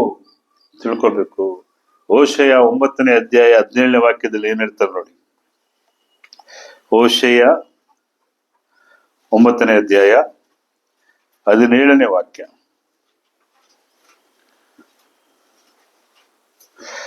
ನನ್ನ ದೇವರು ಅವರನ್ನು ತಳ್ಳಿ ಬಿಡುವನು, ಅವರು ಆತನ ಮಾತಿಗೆ ಕಿವಿಗೊಡಲಿಲ್ಲ. ಅವರಿಗೆ ಜನಾಂಗಗಳಲ್ಲಿ ಅಲೆದಾಡುವ ಗತಿಯಾಗುವುದು. ಎಲ್ಲ ಮಾತು ಕೇಳಲಿಲ್ವೋ ದೇವ್ರು ಏನ್ ಮಾಡ್ತಾನೆ? ತಳ್ಳಿ ಬಿಡ್ತಾನೆ. ಇಸ್ರಾಯೇಲರನ್ನ ಏನ್ ಮಾಡ್ತಾನೆ? ತಳ್ಳಿ ಬಿಡ್ತಾನೆ. ಹೋಶೇಯನ ಹತ್ರ ಹೇಳ್ತಾನೆ. ಹೋಶೇಯ ದಯವಿಟ್ಟು ಕೂತ್ಕೊಂಡು ಓದಿ. ಅಲ್ಲಿ ಬಹಳ ಒಂದು ಇಸ್ರಾಯೇಲ್ ಜನರ ಪಾಪಗಳು ಎಷ್ಟು ಅಧಿಕವಾಗಿತ್ತು ಅಂದ್ರೆ ಹೋಶೇಯನ ಹತ್ರ ಹೇಳುವಂತ ಕಾರ್ಯಗಳೇ ಬೇರೆ. ಇಲ್ಲಿ ಏನ್ ಹೇಳ್ತಾನೆ? ಅವರು ಆತನ ಮಾತಿಗೆ ಕಿವಿ ಕೊಡಲಿಲ್ಲ. ದೇವರವನ್ ಏನ್ ಮಾಡ್ತಾನೆ? ತಳ್ಳಿ ಬಿಡ್ತಾನೆ. ಪ್ರತಿಯೊಂದು ಹಂತದಲ್ಲೂ ಇಸ್ರಾಯೇಲರು ಮಾಡ್ತಿದ್ದಂತ ಕಾರ್ಯಗಳಿಗೆ ಏನ್ ಮಾಡ್ತಾ ಇದ್ದ? ದೇವರು ತಳ್ಳಿ ಬಿಡ್ತಾ ಇದ್ದ. ಯಾಕೆ? ಆತನ ಮಾತುಗಳಿಗೆ ಕಿವಿ ಕೊಡ್ತಿರ್ಲಿಲ್ಲ, ಆತನ ಉಪದೇಶಕ್ಕೆ ಕೇಳಲಿಲ್ಲ. ಕೊನೆ ಯೆರೆಮೀಯದಲ್ಲಿ ಹೇಳ್ತಾನೆ, 7ನೇ ಅಧ್ಯಾಯ 22ರಿಂದ 29 ವಾಕ್ಯ ಗಂಟ ತೆಗೆದಿಟ್ಕೊಳ್ಳಿ. ಯೆರೆಮೀಯ 7ನೇ ಅಧ್ಯಾಯ 22ರಿಂದ 29 ಆ ವಾಕ್ಯಗಳನ್ನೆಲ್ಲ ನೀವು ಹೇಳ್ಬೇಕಾದ್ರೆ ಹೇಳ್ತಾನೆ, ನಿಮ್ಮ ಪಿತೃಗಳನ್ನು ಐಗುಪ್ತಿಸ ಬರಮಾಡಿದಾಗ ಸರ್ವಾಂಗ ಹೋಮದ ಮತ್ತು ಯಜ್ಞದೃಶ್ಯವಾಗಿ ನಾನು ಅವರಿಗೆ ಏನು ಹೇಳಿಲ್ಲ, ಯಾವ ಅಪ್ಪಣೆಯನ್ನು ಕೊಡಲಿಲ್ಲ. ಆದ್ರೆ ಒಂದು ಅಪ್ಪಣೆಯನ್ನು ಮಾತ್ರ ಕೊಟ್ಟನು. ದೇವ್ರು ಏನ್ ಹೇಳ್ತಾನೆ? ನೀವು ಯಜ್ಞ ಮಾಡಿ, ಬಲಿ ಕೊಡಿ, ಇದೆಲ್ಲ ನಾನ್ ಹೇಳಲಿಲ್ಲ. ಅದು ನೀವು ಮಾಡಿದ್ದು. ನಾನ್ ಹೇಳಿದ್ದು ಏನ್ ಗೊತ್ತಾ? ದೇವ್ರು ಹೇಳ್ತಾ ಇದ್ದಾನಲ್ಲಿ ಯಾರ ಮುಖಾಂತರ? ಯೆರೆಮೀಯನ ಮುಖಾಂತರ. ನಾನ್ ಹೇಳಿದ್ದೇನು? 23ನೇ ವಾಕ್ಯ, ನನ್ನ ಧ್ವನಿಗೆ ಕಿವಿಗೊಡಿರಿ, ನನ್ನ ಧ್ವನಿಗೆ ಕಿವಿಗೊಡಿರಿ, ನಾನು ನಿಮಗೆ ದೇವರಾಗಿರುವೆನು, ನೀವು ನನ್ನ ಪ್ರಜೆಯಾಗಿರುವಿರಿ, ನಿಮಗೆ ಹಿತವಾಗುವಂತೆ ನಾನು ವಿಧಿಸುವ ಮಾರ್ಗದಲ್ಲೇ ನಡೆಯಿರಿ. ದೇವ್ರು ಹೇಳ್ತಾನೆ, ನೀವು ನನ್ನ ಮಾತು ಕೇಳಿ. ನೀವು ಬಲಿ ಅರ್ಪಿಸೋದು, ಸರ್ವಾಂಗ ಹೋಮ ದಹನ ಮಾಡೋದು, ಇದನ್ನ ನಾನ್ ಕೇಳಿಲ್ಲ. ನಾನ್ ಹೇಳಿದಿಷ್ಟೇ, ನೀವೇನ್ ಮಾಡಿ? ನನ್ನ ಮಾತುಗಳನ್ನ ಕೇಳಿರಿ. ಆದ್ರೆ 24 ಹೇಳ್ತಾನೆ, ಅವರಾದರೂ ಕೇಳಲಿಲ್ಲ, ಕಿವಿಗೊಡಲಿಲ್ಲ, ಸ್ವಂತ ಆಲೋಚನೆಗಳ ಅನುಸರಿಸಿ ದುಷ್ಟ ಹೃದಯಂತೆ ಹಠ ಹಿಡಿದು ಹಿಂತಿರುಗಿಯೇ ಹೋದರು, ಮುಂದುವರಿಯಲಿಲ್ಲ. ಏನ್ ಮಾಡ್ತಾರೆ? ಮುಂದುವರಿಯಲಿಲ್ಲ. ಇಸ್ರಾಯೇಲ್ 29ನೇ ವಾಕ್ಯದ ಗಂಟ ನೀವು ಓದಿ. ಆಗ ದೇವ್ರು ಹೇಳ್ತಾನೆ, 26ನೇ ವಾಕ್ಯ ಏನ್ ಹೇಳ್ತಾನೆ ನೋಡಿ, ನಿಮ್ಮವರಾದರೂ ನನ್ನ ಮಾತನ್ನು ಕೇಳಲಿಲ್ಲ, ಕಿವಿಗೊಡಲಿಲ್ಲ, ನನ್ನ ಆಜ್ಞೆಗೆ ಮಣಿಯಲಿಲ್ಲ, ತಮ್ಮ ಪಿತೃಗಳಿಂದ ಕೆಟ್ಟವರಾಗಿ ನಡೆದರು. ನೀನು ಈ ಮಾತುಗಳು ಹೇಳುವಾಗ ಅವರು ಕಿವಿಗೊಡುವುದಿಲ್ಲ, ಕರೆಯುವಾಗ ಉತ್ತರವೂ ಕೊಡುವುದಿಲ್ಲ. ಅವ್ರು ಕೊಡೋದಿಲ್ಲ. ದೇವ್ರು ಗೊತ್ತು, ಅವ್ರು ಕೊಡಲ್ಲ, ಅವ್ರು ಕಿವಿಗೊಡಲ್ಲ. ನೀವ್ ಎಷ್ಟೇ ಹೇಳಿ, ಎಷ್ಟೇ ಮಾಡಿ, ಕಠಿಣ ಹೃದಯವಾಗಿಯೇ ಇರ್ತಾರೆ. ನಮಗ್ ಬೇಜಾರಾಗುತ್ತೆ, ಅಯ್ಯೋ ನಾವ್ ಇಷ್ಟೆಲ್ಲ ಹೇಳಿನೂ ಇವ್ರು ನಮ್ಮ ಮಾತು ಕೇಳಿಲ್ವಲ್ಲ, ಇಷ್ಟೆಲ್ಲ ಹೇಳಿ ಇವ್ರು ನಮ್ಮ ವಿಚಾರ ಕೇಳಲಿಲ್ವಲ್ಲ, ಇಷ್ಟೆಲ್ಲ ಹೇಳಿ ನನ್ಗೆ ವಿಧೇಯರಾಗ್ಲಿಲ್ಲ ಅಂತ ನಮಗಿರ್ತದೆ. ಆದ್ರೆ ಅವ್ರ ಹೃದಯ ಏನಾಗಿರ್ತದೆ? ಈಗೆಲ್ಲ ಇಲ್ಲಿ ಕೂತಿದ್ದೀರಾ, ಇಲ್ಲಿ ನಿಮ್ ಮನಸ್ಸುಗಳು ಯಾರ ಕಡೆ ಇದೆ ಅಂತ ಯಾರು ಗೊತ್ತು? ದೇವ್ರು ಗೊತ್ತು. ನೀವ್ ಹಿಂಗ್ ನೋಡ್ತಾ ಇದ್ದೀರಾ, ಇಲ್ಲಿ ನೋಡ್ತಾ ಇದ್ದೀರಾ, ಅಥವಾ ನಿಮ್ ಮೈಂಡ್ ಬೇರೆ ಕಡೆ ಇದೆಯಾ, ಯಾರು ಗೊತ್ತದು? ಇಲ್ಲಿ ಹೇಳ್ತಾ ಇರೋದು ಯಾರು? ನವೀನ್ ನಿಕ್ಸನ್ ಅಲ್ಲ. ಇಲ್ಲಿ ಯಾರು ಹೇಳ್ತಾ ಇರೋದು? ಈ ಮಾತುಗಳು ಯಾರ್ದು? ಈ ಪ್ರತಿಯೊಂದು ದೇವರ ಮಾತುಗಳು. ಕಿವಿ ಕೊಡ್ತಾ ಇರೋದು ಯಾರು? ನಿಮ್ಮ ಮನಸ್ಸು ಯಾರ ಕಡೆ ಇದೆ ಯಾರು ಗೊತ್ತು? ನನಗಂತೂ ಗೊತ್ತಿಲ್ಲ. ನನಗಂತೂ 1% ಗೊತ್ತಿಲ್ಲ. Your mind is here or not. ನಿಮ್ಮ ಹೃದಯ ಇಲ್ಲಿದೆಯಾ, ನಿಮ್ಮ ಆಲೋಚನೆಗಳು ಇಲ್ಲಿದೆಯಾ, ನನಗಂತೂ ಗೊತ್ತಿಲ್ಲ. ಆ ಕಂಡುಕೊಳ್ಳುವಷ್ಟು ಜ್ಞಾನವು ಶಕ್ತಿಯು ನಮಗಿಲ್ಲ. ಅದೆಲ್ಲವನ್ನು ಬಲ್ಲವನು ಯಾರು? ದೇವರು. ಅವನು ಹೇಳ್ತಾನೆ, ಏನ್ ಮಾಡ್ತಾನೆ? 26ನೇ ವಾಕ್ಯ ನೋಡು, 26ಕ್ಕೆ ನೋಡಿ. ಆದ ಕಾರಣ ನೀವು ಅವರಿಗೆ, ನಿನ್ನ ದೇವರಾದ ಯೆಹೋವನಿಗೆ ಒಡೆದ ಶಿಕ್ಷೆ ಇರುವ ಜನವೂ ಇದೆ, ಸತ್ಯವು ಅವರ ಬಾಯಿಂದ ನಿರ್ಮೂಲವಾಗಿ ಅಳಿದು ಹೋಗುವುದು. 29ನೇ ವಾಕ್ಯ ಹೇಳ್ತಾನೆ, ಯೆಹೋವನು ತನ್ನ ಕೋಪಕ್ಕೆ ಕೊರಿಯಾದ ಈ ವಂಶವನ್ನು ನಿರಾಕರಿಸಿ ತ್ಯಜಿಸಿದ್ದಾನೆ. ತ್ಯಜಿಸ್ಬಿಡ್ತಾನೆ. ಬಾಬೆಲ್ ದೇಶಕ್ಕೆ ಯಾಕೆ ಹೋಗಿದ್ದೀವ್ರು? ಎಲ್ಲಿ ಸೆರೆ ಒಯ್ಯಲ್ಪಟ್ರು? ಬಾಬೆಲ್ ದೇಶಕ್ಕೆ. ಇಸ್ರಾಯೇಲರು ಒಯ್ಯಲ್ಪಟ್ರು ಅಶ್ಶೂರ್ ದೇಶಕ್ಕೆ. ಎಲ್ಲಿ ಐಗುಪ್ತದಿಂದ ಬಿಡುಗಡೆ ಆಗಿ, ನೋಡಿ ಚೆನ್ನಾಗಿ ನೋಡಿ, ಐಗುಪ್ತದಿಂದ ಕರ್ಕೊಂಡ್ ಬರ್ತಾನೆ ದೇವ್ರು. ಕರ್ಕೊಂಡ್ಬಂದು ಏನ್ ಮಾಡ್ತಾನೆ? ಒಂದು ರೆಡಿಮೇಡ್ ದೇಶ. ಇವ್ರು ಕಟ್ಟಿಲ್ಲ. ಕಾನಾನ್ ದೇಶ ಇವ್ರು ಕಟ್ಟಿದ್ರ? ಇಲ್ಲ. ಹಾಲು ಜೇನು ಹರಿಯುವ ಕಾನಾನ್ ದೇಶವನ್ನ ತಂದು ರೆಡಿಮೇಡ್ ಆಗಿ ಕೊಡ್ತಾನೆ. ಆಶೀರ್ವಾದವೂ ಕೊಡ್ತಾನೆ. ಅಲ್ಲಿ ಉಳ್ಕೊಂಡು ನೀವು ಏನ್ ಹೇಳ್ತಾನೆ? ನೀವು ಅನ್ಯ ಜನರ ಸುಳ್ಳು ಸೇರ್ಬೇಡಿ, ನನ್ನ ಮಾತನ್ನ ಕೇಳಿ ಕೇಳಿ. ಇವ್ರು ಕೇಳಲೇ ಇಲ್ಲ. ಹೋಗ್ತಾ ಹೋಗ್ತಾ 10 ಗೋತ್ರನು ಹೋಯ್ತು. ಅವರನ್ನ ಹಿಡಿದು ಅಶ್ಶೂರ್ ದೇಶಕ್ಕೆ ಒಪ್ಪಿಸ್ಬಿಟ್ಟ. ನಂತರ ಈ ಯಹೂದ್ಯರು ಲಾಸ್ಟ್ ಅಲ್ಲಿ, ಚಿದ್ಕೀಯ ಅರಸ ಕಡೆಯಾಗಿ ಇದ್ದವನು, ಅವನು ಏನ್ ಮಾಡ್ತಾನೆ? ಅವನು ದೇವರಿಗೆ ವಿರುದ್ಧವಾಗಿ ಹೋಗ್ತಾನೆ. ಕಡೆಗೆ ಎಲ್ಲರನ್ನೂ ಒಪ್ಪಿಸ್ಕೊಡ್ತಾನೆ. ಆದ್ರಿಂದ ದೇವರು ಏನ್ ಮಾಡ್ತಾನೆ? ಈ ವಂಶವನ್ನ ತಳ್ಳಿಬಿಡ್ತಾನೆ. ಎಲ್ಲಿ ತಳ್ಳಿಬಿಡ್ತಾನೆ ಅಂದ್ರೆ 2 ಪೂರ್ವಕಾಲ ವೃತ್ತಾಂತ 36ನೇ ಅಧ್ಯಾಯ 11ರಿಂದ 16. ಸೆಕೆಂಡ್ ಕಾರ್ನಿಕಲ್ 36ನೇ ಅಧ್ಯಾಯ 11ರಿಂದ 16 ನೋಡ್ಬೇಕಾದ್ರೆ, ಇಲ್ಲಿ ಚಿದ್ಕೀಯ ಅರಸ, ಕಡೆಯ ಅರಸ ಇವನು ಬರ್ತಾನೆ.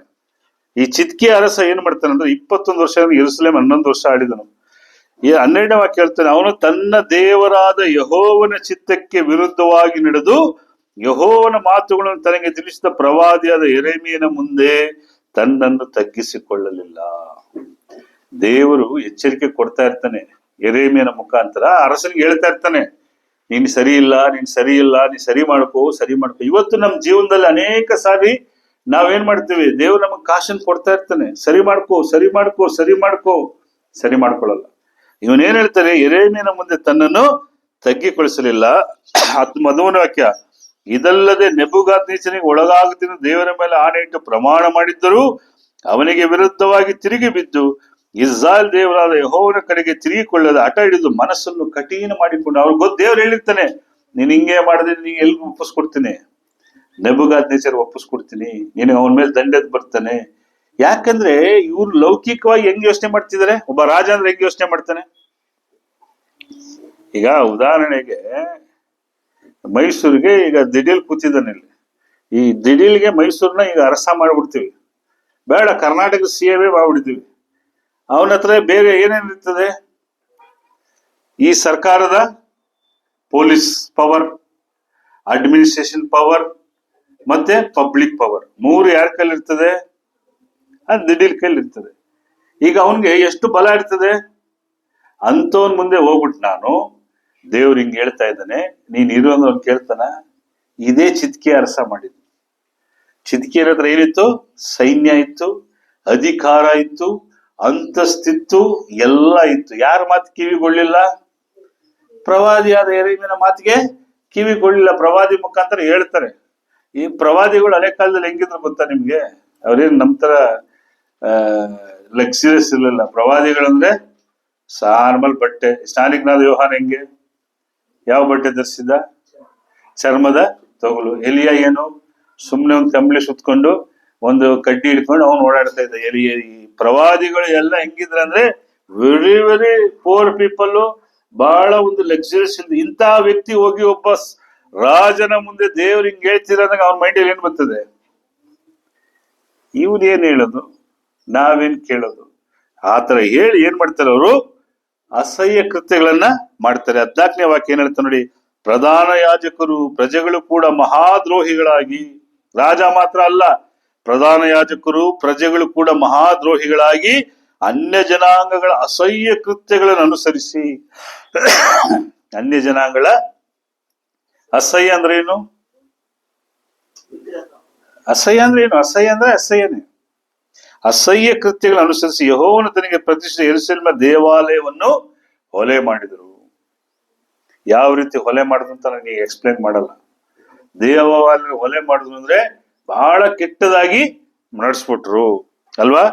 16ನೇ ವಾಕ್ಯ ಏನ್ ಹೇಳ್ತಾರೆ ನೋಡಿ, ಅವರು ದೇವ ಪರಿಶುದ್ಧರನ್ನು ಗೇಲಿ ಮಾಡಿ ಅವರ ಮಾತುಗಳನ್ನು ತುಚ್ಛೀಕರಿಸಿ ಪ್ರವಾದಿಗಳನ್ನು ಹೀಯಾಳಿಸಿದ ಆತನ ಕೋಪಾಗ್ನಿ ಆತನ ಪ್ರಜೆ ಮೇಲೆ ಉರಿತಿತ್ತು, ಅದರ ತಾಪವು ಹಾರಿ ಹೋಗಲೇ ಇಲ್ಲ. ದೇವ್ರ ಕೋಪ ಏನಾಗ್ಲಿಲ್ಲ, ಹಾರಿ ಹೋಗಲೇ ಇಲ್ಲ. ಒಂದು ಸಾರಿ ಬಾಬೇಲ್ಗೆ ಹೋಗಿ ಬಂದ್ಮೇಲೆ ಮತ್ತೆ ಅವ್ರಿಗೆ ಅರಸನ್ ಕೊಟ್ಟಿಲ್ವಾ? ಹಳೆ ಒಡಂಬಡಿಕೆಯಲ್ಲಿ, ಹಳೆ ಒಡಂಬಡಿಕೆಯಲ್ಲಿ ಒಂದು ಸಾರಿ ಬಾಬೇಲ್ಗೆ ಹೋಗ್ತಾರವ್ರು, ಬಾಬೇಲ್ಗೆ ಸೆರೆ ಒಯ್ಯಲ್ಪಡ್ತಾರೆ. ಮತ್ತೆ ವಾಪಸ್ ಬಂದ್ಮೇಲೆ ಅವ್ರಿಗೆ ರಾಜನ್ ಕೊಟ್ರ? ಹಳೆ ಒಡಂಬಡಿಕೆ ಓದಿ. ಕೊಡ್ಲಿಲ್ಲ ದೇವ್ರು. ಏನ್ ಕೊಡ್ಲಿಲ್ಲ? ಮತ್ತೆ ಅವರಿಗೆ ರಾಜನನ್ನ ಕೊಡ್ಲಿಲ್ಲ.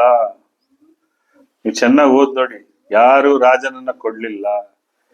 ಇವರು ಗ್ರೀಕ್ ಸಾಮ್ರಾಜ್ಯದ ಕೆಳಗಡೆ ಮತ್ತೆ ರೋಮ್ ಸಾಮ್ರಾಜ್ಯದ ಕೆಳಗಡೆ ಇವರು ಇರ್ತಾರೆ. ಇವರಿಗೆ ಅರಸನನ್ನಾಗಿ ರಾಜನನ್ನಾಗಿ ಕೊಡ್ಲಿಲ್ಲ. ಅಲ್ಲಾದ್ಮೇಲೆ ಬಂದಿದ್ದಂತ ಅರಸನು ಯಾರು? ಯೇಸು ಕ್ರಿಸ್ತನು. ಅಂದ್ರೆ ಯೇಸು ಕ್ರಿಸ್ತನು ಲೌಕಿಕವಾಗಿ ಅಲ್ಲ, ಶಾರೀರಿಕವಾಗಿ ಅಲ್ಲ, ಆತ್ಮಿಕವಾದಂತ ಅರಸನಾಗಿ ಈ ಲೋಕಕ್ಕೆ ಬಂದನು. ಈಗ ಇಷ್ಟೊತ್ತು ಇಸ್ರಾಯೇಲ್ ಅನ್ನು ನೋಡುದು, ಇದರಿಂದ ನಾವು ಕಲಿಬೇಕಾದ್ದೇನು? ಈಗ ಇಸ್ರಾಯೇಲ್ ಅನ್ನು ನೋಡಿ ನಾವು ಕಲಿಬೇಕಾದ್ದೇನು? ಅವರಲ್ಲಿರುವಂತ ಹಠತನ, ಅವರಲ್ಲಿರುವಂತ ಅವಿಧೇಯತೆ, ಕಡೆಗೆ ಎಲ್ಲೋದ್ರು ಅವರು ಮತ್ತೆ ದಾಸತ್ವಕ್ಕೆ ಹೋದ್ರು. ಈಗ ನೀವ್ ಎಲ್ಲಿಂದ ಬಂದಿದ್ದೀರಾ? ಕೊಲೊಸ್ಸೆ 1ನೇ ಅಧ್ಯಾಯ 13ನೇ ವಾಕ್ಯದ ಪ್ರಕಾರ ನೀವು ಎಲ್ಲಿಂದ ಬಂದಿದ್ದೀರಾ? ಅಂಧಕಾರದ ದೊರೆತನದಿಂದ ನಿಮ್ಮನ್ನು ಬಿಡುಗಡೆಗೊಳಿಸಿ ತನ್ನ ಪ್ರಿಯ ಕುಮಾರನ ರಾಜ್ಯದೊಳಗೆ ಸೇರಿಸಿದನು. ಎಲ್ಲಿಂದ ಬಂದಿದ್ದೀರಾ ಈಗ ನೀವು? ಈಗ ಇಸ್ರಾಯೇಲ್ ಎಲ್ಲಿಂದ ಬಂದ್ರು? ಕಾನಾನ್ ದೇಶದಿಂದ. ಈಗ ನೀವೆಲ್ಲಿಂದ ಬಂದಿದ್ದೀರಾ? The dark world. ಕೊಲೊಸ್ಸೆ 1:13 ಓದ್ಬಿಡಿ ಯಾರಾದ್ರು. ಕೊಲೊಸ್ಸೆ 1:13 ಮೈಂಡ್ ಅಲ್ಲಿ ಇಟ್ಕೊಳ್ಳಿ. ಕಡೆ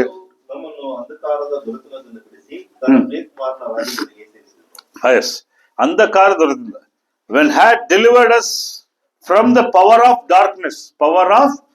darkness and had translated into the kingdom of his dear son. ಎಲ್ಲಿಂದ ಬಂದಿದ್ದೀರಾ ಈಗ ನೀವು? ಅಲ್ವಾ? ಈಗ ನೀವು ಎಷ್ಟು ಕೇರ್ಫುಲ್ ಆಗಿರ್ಬೇಕು. ನೀವು ಬಿಟ್ರೆ ವಾಪಸ್ ಎಲ್ಲಿ ಹೊರಟಿದ್ದೀರಾ? ಮಂಗಳ ಸಿಸ್ಟರ್ ಕತ್ಲೆಯಿಂದ ಬಿಡುಗಡೆ ಮಾಡಿಸಿ ಕಳಿಸಿದ್ರೆ ವಾಪಸ್ ಅಲ್ಲೇ ಹೋಗ್ಬಿಟ್ರೆ, ಈಗ ದೇವರನ್ನು ಬಿಟ್ರೆ ನಾವೆಲ್ಲ ಹೋಗ್ತೀವಿ ವಾಪಸ್ಸು? ಕತ್ತಲೆ. ಆದ್ದರಿಂದ ಕ್ರೈಸ್ತರು ಇವತ್ತಿನ ದಿನದಲ್ಲಿ ಎರಡು ವಿಚಾರ ಬಹಳ ಪ್ರಾಮುಖ್ಯ ಕ್ರೈಸ್ತರಿಗೆ. ಒಂದು ಏನು? ಸಭೆಯಾಗಿ ಕೂಡಿ ಬರುವುದು. ಇಬ್ರಿಯ 10ನೇ ಅಧ್ಯಾಯ 25ನೇ ವಾಕ್ಯದ ಪ್ರಕಾರ ಸಭೆಯಾಗಿ ಕೂಡಿ ಬರುವುದನ್ನು ಒಬ್ಬರಿಗೊಬ್ಬರು ಬಿಟ್ಟು ಬಿಡದ ಹಾಗೆ ಎಚ್ಚರಿಸುವುದು. ಎರಡನೇದು ಯಾವುದನ್ನ ಬಿಡಬಾರದು? ಸತ್ಯವೇದವನ್ನ ನಿರಾಕರಿಸಬಾರದು. ಸಭೆಯಾಗಿ ಕೂಡುವುದನ್ನು, ಎರಡು ವಿಷಯ ಚೆನ್ನಾಗಿ ಮೈಂಡ್ ಅಲ್ಲಿ ಇಟ್ಕೊಳ್ಳಿ. ಸಭೆಯಾಗಿ ಕೂಡುವುದನ್ನು, ಸತ್ಯವೇದವನ್ನು, ಎರಡನ್ನೂ ಏನ್ ಮಾಡಬಾರದು? ಬಿಡಬಾರದು. ಹಿಡ್ಕೊಳ್ಬೇಕು ಅಲ್ವಾ? ಇಲ್ಲ ಇವ್ರು ಬೋಧನೆ ಮಾಡ್ತವ್ರೆ ಅಂತ ಯಾವ ರೀತಿ ಇರ್ಬೇಕು ನಾವು? ಲೂಕ 8ನೇ ಅಧ್ಯಾಯ 20ನೇ ವಾಕ್ಯ. ಲೂಕ 8:24 ದಯವಿಟ್ಟು ಧ್ಯಾನಿಸೋಣ. ಲೂಕ 8:20, ಕ್ಷಮಿಸ್ಬೇಕು, 24 ಅಲ್ಲ. ಜನರು ಆತನಿಗೆ, ನಿನ್ನ ತಾಯಿಯು ನಿನ್ನ ಸಹೋದರರನ್ನು ಕಾಣಬೇಕೆಂದು ಹೊರಗೆ ನಿಂತಿರುತ್ತಾರೆ. ಆತನು ಅವರಿಗೆ, ಯಾರು ದೇವರ ವಾಕ್ಯವನ್ನು ಕೇಳಿ ಅದರಂತೆ ನಡೆಯುತ್ತಾರೋ ಅವರೇ ನನಗೆ ತಾಯಿ. ಯಾರು ದೇವರ ವಾಕ್ಯವನ್ನು ಕೇಳಿ ನಡೆಯುತ್ತಾರೋ ನೀವೆಲ್ಲ ಏನಾಗಿದ್ದೀರಾ? ದೇವರ ವಾಕ್ಯವನ್ನು ಕೇಳಿ ನಡೆಯುವವರು ಏನಾಗಿದ್ದೀರಾ? ಈಗ ಯೇಸು ಕ್ರಿಸ್ತನ್ಗೆ ವಯಸ್ಸೆಷ್ಟು ಸಾಯ್ಬೇಕಾದ್ರೆ? 33. ಒಂದು ವೇಳೆ ನಿಮ್ ಮಗನಿಗೆ 33 ವಯಸ್ಸಾಗಿದ್ರೆ ನೀವು ಯೇಸು ಕ್ರಿಸ್ತನ್ಗೆ ಏನಾಗ್ತೀರಾ? ನೀವು ವಾಕ್ಯದ ಪ್ರಕಾರ ನಡೆದ್ರೆ. ಯೇಸು ಕ್ರಿಸ್ತನ್ ಹೇಳೋದು ಅರ್ಥ ಮಾಡ್ಕೊಳ್ಳಿ. ಯಾರು ದೇವರ ವಾಕ್ಯವನ್ನು ಕೇಳಿ ನಡೆಯುತ್ತಾರೋ ಅವರೇ ನನಗೆ ತಾಯಿಯು ಸಹೋದರರು ಆಗುತ್ತೆ. ಯೇಸು ಕ್ರಿಸ್ತನಿಗೆ ನಾವು ಕೇಳಿ ನಡೆದಾಗ ಏನಾಗ್ತೀವಿ? ಪಾಯಿಂಟ್ ನಂಬರ್ 1, ಆತನಿಗೆ ನಾವು ಸಹೋದರರಾಗುತ್ತೇವೆ. ಅಥವಾ ತಾಯಿ ವಯಸ್ಸಲ್ಲಿರುವವರಿಗೆ ತಾಯಿನೂ ಆಗ್ಬೋದು. ಬೇಡ ಬಿಡಿ, ಸಹೋದರ ಸಹೋದರಿ ಇಟ್ಕೊಳ್ಳಿ, ಅಷ್ಟು ದೊಡ್ಡ ಪದ ಬೇಡ. ಆಲ್ರೆಡಿ ಒಂದು ತಾಯಿನ ಇಟ್ಕೊಂಡು ಲೋಕ ಪೂಜೆ ಮಾಡ್ತಾ ಇದ್ದೀವಿ ಅಲ್ವಾ? ಬೇಡ. ನಾವೇನ್ ಬಿಟ್ಟಿರೋಣ? ದೇವರ ವಾಕ್ಯಕ್ಕೆ ವಾಕ್ಯದ ಪ್ರಕಾರ ನಡೆದ ಯೇಸು ಕ್ರಿಸ್ತನ್ ಹೇಳ್ತಾನೆ, ನನ್ನ ಸಹೋದರರು.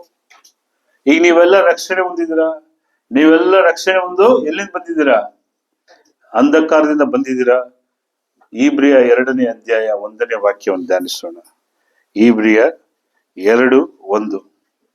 ಆದ್ದರಿಂದ ನಾವು ಕೇಳಿದ ಸಂಗತಿಗಳಿಗೆ ಭಯಪಟ್ಟು ಅವುಗಳಿಗೆ ಹೆಚ್ಚಾಗಿ ನಾವು ಕೇಳಿದ ಸಂಗತಿಗಳಿಗೆ ತಪ್ಪಿ ಹೋದೆವೆಂದು ಭಯಪಟ್ಟು ಅವುಗಳಿಗೆ ನಾನೇನ್ ಮಾಡ್ಬೇಕು? ಹೆಚ್ಚಾಗಿ ಲಕ್ಷ್ಯ ಕೊಡಬೇಕು. ಇಂಗ್ಲಿಷ್ ಅಲ್ಲಿ ಓದಪ್ಪ ಯಾರಾದ್ರು. Therefore we ought to give the more earnest head to the things which we had heard.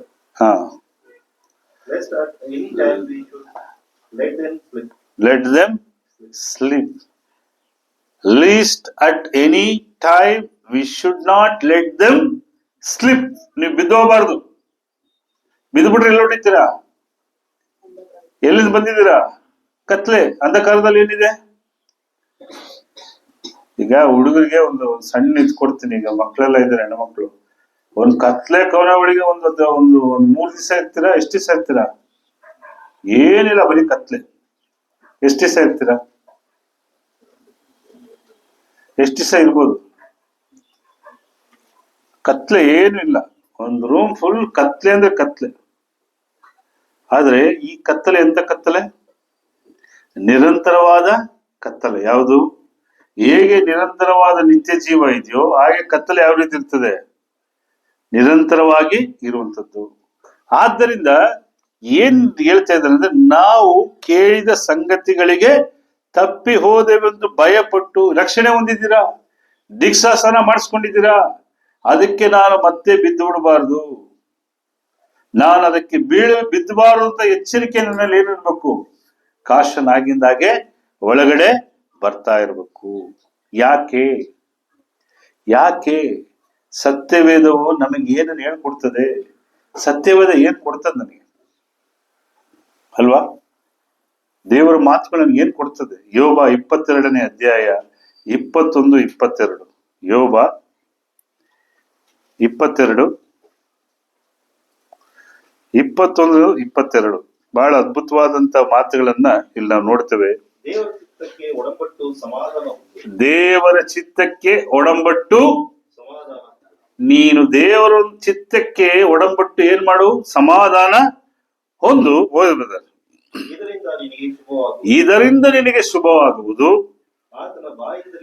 ಆತನ ಬಾಯಿಂದಲೇ ಬೋಧನೆ ಸ್ವೀಕರಿಸಿ ಹೃದಯದಲ್ಲಿ ಆತನ ಮಾತುಗಳನ್ನ ಎಲ್ಲಿಟ್ಕೊಳ್ಳಿ? ಇಟ್ಕೊಂಡ್ರೆ ಏನ್ ಸಿಗುತ್ತೆ? ಸಮಾಧಾನ, ಶುಭ. ಎಷ್ಟು ಜನಕ್ಕೆ ಸಮಾಧಾನ ಇದೆ ಇವತ್ತು? ಎಷ್ಟು ಕುಟುಂಬಗಳಲ್ಲಿ ಸಮಾಧಾನ ಇದೆ? ಎಷ್ಟು ಕುಟುಂಬಗಳು ಸಮಾಧಾನವಾಗಿ ಜೀವಿಸ್ತಾ ಇದೆ ಅಲ್ವಾ? ಯೋಚನೆ ಮಾಡಿ ನೋಡಿ. ನಾವು ಹೇಳ್ತಾ ಇರ್ತೀವಿ, ನಾವ್ ಈ ಸಭೆ ತುಂಬಿ ತುಳುಕಿದ್ರು ಹೇಳ್ತಾ ಇರ್ತೀವಿ, ಕಮ್ಮಿ ಆಗಿದ್ರು ಹೇಳ್ತಾ ಇರ್ತೀವಿ, ಒಬ್ರಿದ್ರು ಹೇಳ್ತಾ ಇರ್ತೀವಿ, ಎಷ್ಟು ಜನ ಇದ್ರು ಹೇಳ್ತಾ ಇರ್ತೀವಿ. ಯಾಕಂದ್ರೆ ನಮ್ಮನ್ನು ಹುಟ್ಟಿಸಿದವರು, ನಮ್ಮನ್ನು ಬೆಳೆಸಿದವ್ರು ಹೇಳ್ಕೊಡಿದ್ದು ಇಷ್ಟೇ. ನೀನ್ ಸಾಯ ಗಂಟ ಹೇಳ್ತಾ ಇರೋ, ನೀನು ಮಾತಾಡ್ತಾ ಇರೋ. ನಮಗ್ ದೇವ್ರು ಕಲ್ಸ್ಕೊಟ್ಟಿದ್ದು ಅಷ್ಟೇ, ನಮ್ಮನ್ನ ಬೆಳೆಸಿದವ್ರು ಕಲ್ಸ್ಕೊಟ್ಟಿದ್ದು ಅಷ್ಟೇ. ಹೇಳ್ತಾ ಇರೋ. ಕೇಳೋರು ಕೇಳದೇ ಇರೋರು ಇಸ್ರಾಯೇಲ್ವೇ ಕೇಳಲಿಲ್ಲ, ಇನ್ ಈ ಲೋಕದ ಈ ಕಾಲ ಜನ ಯಾವ ಲೆಕ್ಕ ದೇವ್ರಿಗೆ? ನಾವು ಅನ್ಕೋತೀವಿ ಏನ್ ಕೇಳಲ್ಲ, ಹೇಳ್ತಾ ಇರ್ತೀವಿ, ಮಾಡ್ತಾ ಇರ್ತೀವಿ. ಏನ್ ಹೇಳ್ತಾನೆ? ದೇವರೊಂದಿಗೆ ಒಡಂಬಟ್ಟು ಸಮಾಧಾನ ಒಂದು, ಇದರಿಂದ ನಿನಗೇನ್ ಸಿಕ್ಕುತ್ತೆ? ಶುಭವಾಗುವುದು. ಒಡಂಬಡು, ದೇವರೊಂದಿಗೆ ಸೇರು, ಸಮಾಧಾನ ಒಂದು, ಆತನ ಬೋಧನೆ ಸ್ವೀಕರಿಸಕೋ, ಆತನ ಮಾತುಗಳನ್ನ ಎಲ್ಲಿಟ್ಕೋ? ಹೃದಯದಲ್ಲಿ ಇಟ್ಟುಕೋ. ಯಾಕೆ ಹೃದಯದಲ್ಲಿ ಇಟ್ಕೊಳ್ಬೇಕು? ನನ್ನ ಹೃದಯದಲ್ಲಿ ದೇವರ ಮಾತುಗಳನ್ನ ಯಾಕೆ ಇಟ್ಕೊಳ್ಬೇಕು ನಿತಿನ್? ಲಾಸ್ಟ್ ವರ್ಡ್ ಓದೋದು ಯಾವುದು ಕೊಟ್ಟಿದ್ದ? read 21. For what pleasure has been his life? 20 seconds. Read 20 seconds. So really teach God knowledge, seeing it just those that are in life. Receive, I pray thee, the law from his mouth, and lay up his words in thine heart. ಅಂದ್ರೆ ತನ್ನ ಹೃದಯಗಳಲ್ಲಿ ನಾನು ಏನ್ ಮಾಡ್ಬೇಕು? ದೇವರ ವಾಕ್ಯ ಇಟ್ಕೊಳ್ಳೋದ್ರಿಂದ ಏನ್ ಲಾಭ? ಇಟ್ಕೊಳ್ಳೋದ್ರಿಂದ ಆಗುವಂಥದ್ದೇನು? ಯಾಕೋಬನಿಗೆ ಬರೆದ ಪತ್ರಿಕೆ 1ನೇ ಅಧ್ಯಾಯ 21-22. ಯಾಕೋಬ 1ನೇ ಅಧ್ಯಾಯ 21-22. ಆದ ಕಾರಣ ಎಲ್ಲಾ ನೀಚತನವನ್ನು, ಎಲ್ಲಾ ದುಷ್ಟತನವನ್ನು ತೆಗೆದು ಹಾಕಿ ಮನಸ್ಸಿನೊಳಗೆ ಬೇರೂರಿರುವ ವಾಕ್ಯಕ್ಕೆ ನಮ್ರತೆಯಿಂದ ಎಡೆಗುಡಿರಿ.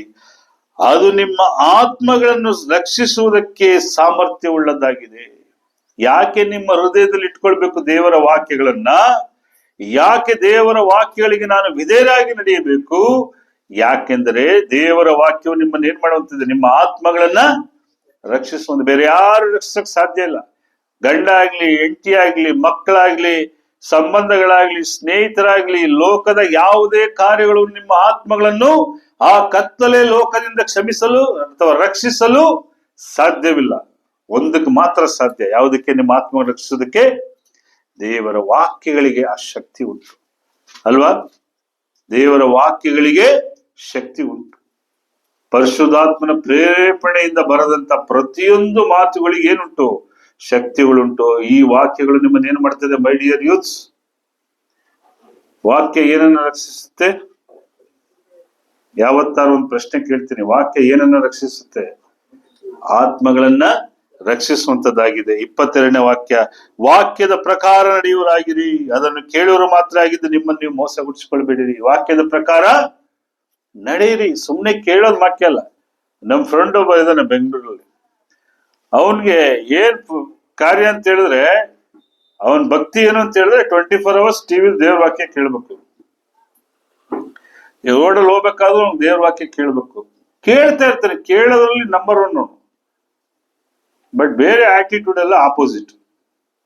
Is it okay? ಕೇಳೋದು ಅವನ್ ಕೇಳದ ಹೋದ್ರೆ ನೀನ್ ಪಾಪಿ ಅನ್ಬಿಡ್ತಾನೆ ನಮ್ಮನ್ನ. ಕೇಳೋದು ಬೇರೆ. ಆದ್ರೆ ಏನ್ ಹೇಳ್ತಾನಲ್ಲಿ? ವಾಕ್ಯದ ಪ್ರಕಾರ ನಡೆಯುವರಾಗಿದೆ, ಅದನ್ನು ಕೇಳುವರು. ಬರೀ ಕೇಳೋದು ಮಾತ್ರ ಅಲ್ಲ. ಇವತ್ ನಾವು ಉಪದೇಶ ಕೊಡ್ತಾ ಇದೀವಿ, ಒಂದ್ 40-45 ನಿಮಿಷ, 50 ನಿಮಿಷ ನಾನು ಮಾತಾಡ್ಬಿಟ್ಟು ಹೋಗ್ತೀನಿ, ಬರೀ ಕೇಳಿದ್ವಿ, ಚೆನ್ನಾಗಿದೀವಿ. ನೋ, ಕೇಳುವರಾಗದೆ ಅದರ ಪ್ರಕಾರ ಏನ್ ಮಾಡ್ಬೇಕು? ನಡಿಬೇಕು. ಇಲ್ಲಾಂದ್ರೆ ಯಾರನ್ನ ಮೋಸ ಮಾಡ್ತೀರಾ ನೀವು? ನಿಮಗ್ ನೀವೇ ಮೋಸ ಮಾಡ್ಕೋತೀರ. ಹೇಗೆ? ನಿಮಗೆ ನೀವೇ ಮೋಸ ಮಾಡ್ಕೋತೀರ.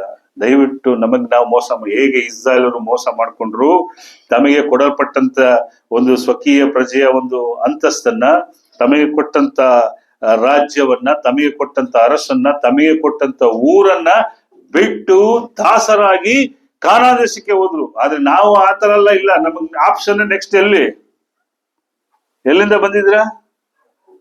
ಕತ್ತಲೆಯಿಂದ ಬಂದಿದ್ದೀರಾ, ವಾಪಸ್ ಎಲ್ಲಿ ಹೋಗ್ಬಿಡ್ತೀರಾ? ಅಲ್ಲೇ ಹೋಗ್ತೀರಾ. Be careful. ದೇವರ ವಾಕ್ಯಗಳನ್ನು ತಿರಸ್ಕರಿಸುವಂತವ್ರು ಎಂತವರಾಗಿದ್ದಾರೆ? ಯೆರೆಮೀಯ 6ನೇ ಅಧ್ಯಾಯ 10ನೇ ವಾಕ್ಯ. ದೇವರ ವಾಕ್ಯ ಬೇಡ ನಮ್ಗೆ, ದೇವರ ಮಾತುಗಳು ನನಗೆ ಬೇಡ, ದೇವರ ಉಪದೇಶ ಬೇಡ ಅಂತ ಹೇಳೋರಿಗೆ ಏನ್ ಹೇಳ್ತಾನೆ ಯೆರೆಮೀಯ 6ನೇ ಅಧ್ಯಾಯ 10ನೇ ವಾಕ್ಯ. ಅದಕ್ಕೆ ನಾನು ಯಾರ ಸಂಗಡ ಮಾತಾಡಿ ಅವರು ಗಮನಿಸುವಂತೆ ತಪ್ಪಿಕೊಳ್ಳಲಿ. ಇದು ಅವರು ಕರ್ಣ ಶುದ್ಧಿ ಇಲ್ಲದವರು. ಏನ್ ಬದರ್ ಕರ್ಣ ಶುದ್ಧಿ ಇಲ್ಲದು ಅಂದ್ರೆ?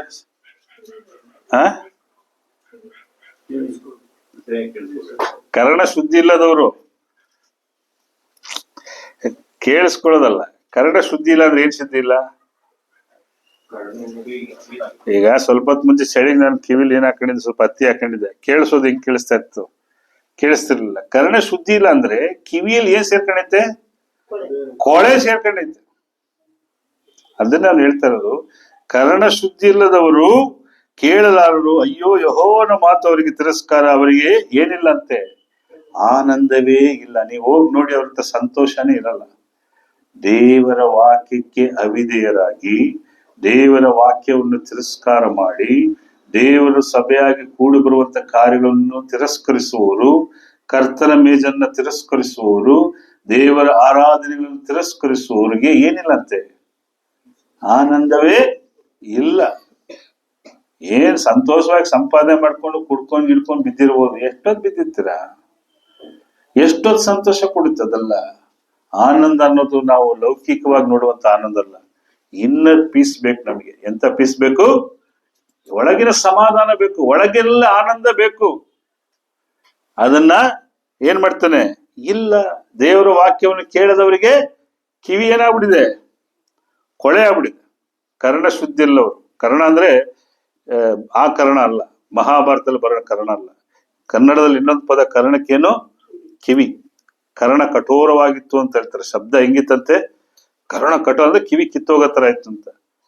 ಆ ರೀತಿ ಜ್ಞಾನೋಕ್ತಿಗಳು 1ನೇ ಅಧ್ಯಾಯ 7ನೇ ವಾಕ್ಯ, ದೇವರ ವಾಕ್ಯವನ್ನು ತಿರಸ್ಕರಿಸುವವರು ಯಾರಾಗಿದ್ದಾರೆ? ಯೆಹೋವನ ಭಯವೇ ತಿಳುವಳಿಕೆಗೆ. ಮೂರ್ಖರಾದವರು ಜ್ಞಾನವನ್ನು ಶಿಕ್ಷೆಯನ್ನು ಅಸಡ್ಡೆ. ದೇವರ ವಾಕ್ಯವನ್ನ ತಿರಸ್ಕರಿಸುವವರು ಯಾರು? ಹಿಂಗ್ ಬರ್ತೀನಿ ನಾನು. ದಿನ ಬೈಬಲ್ ಓದಿರೋರು ಯಾರು? ಈಗ ಈ ವಾಕ್ಯ ಏನ್ ಹೇಳುತ್ತೆ? ಯೆಹೋವನ ಭಯವಿಗೆ ತಿಳುವಳಿಕೆಗೆ ಮೂಲವು. ಮೂರ್ಖರಾದರೂ ಜ್ಞಾನವನ್ನು ಶಿಕ್ಷೆಯನ್ನು ಅಸಡ್ಡೆ ಮಾಡುವರು. ಜ್ಞಾನ ಎಲ್ಲಿದೆ? ಜ್ಞಾನ ಎಲ್ಲಿದೆ? ದಿನ ಇದನ್ನ ಹುಡುಕೋರು ಏನಾಗ್ತಾರೆ? ಹುಡುಕದೇ ಇರೋರು ಮೂರ್ಖರು, ಅಜ್ಞಾನಿಗಳು. ಎಷ್ಟು ಜನ ದಿನ ಬೈಬಲ್ ಓದ್ತಿದ್ದೀರಾ?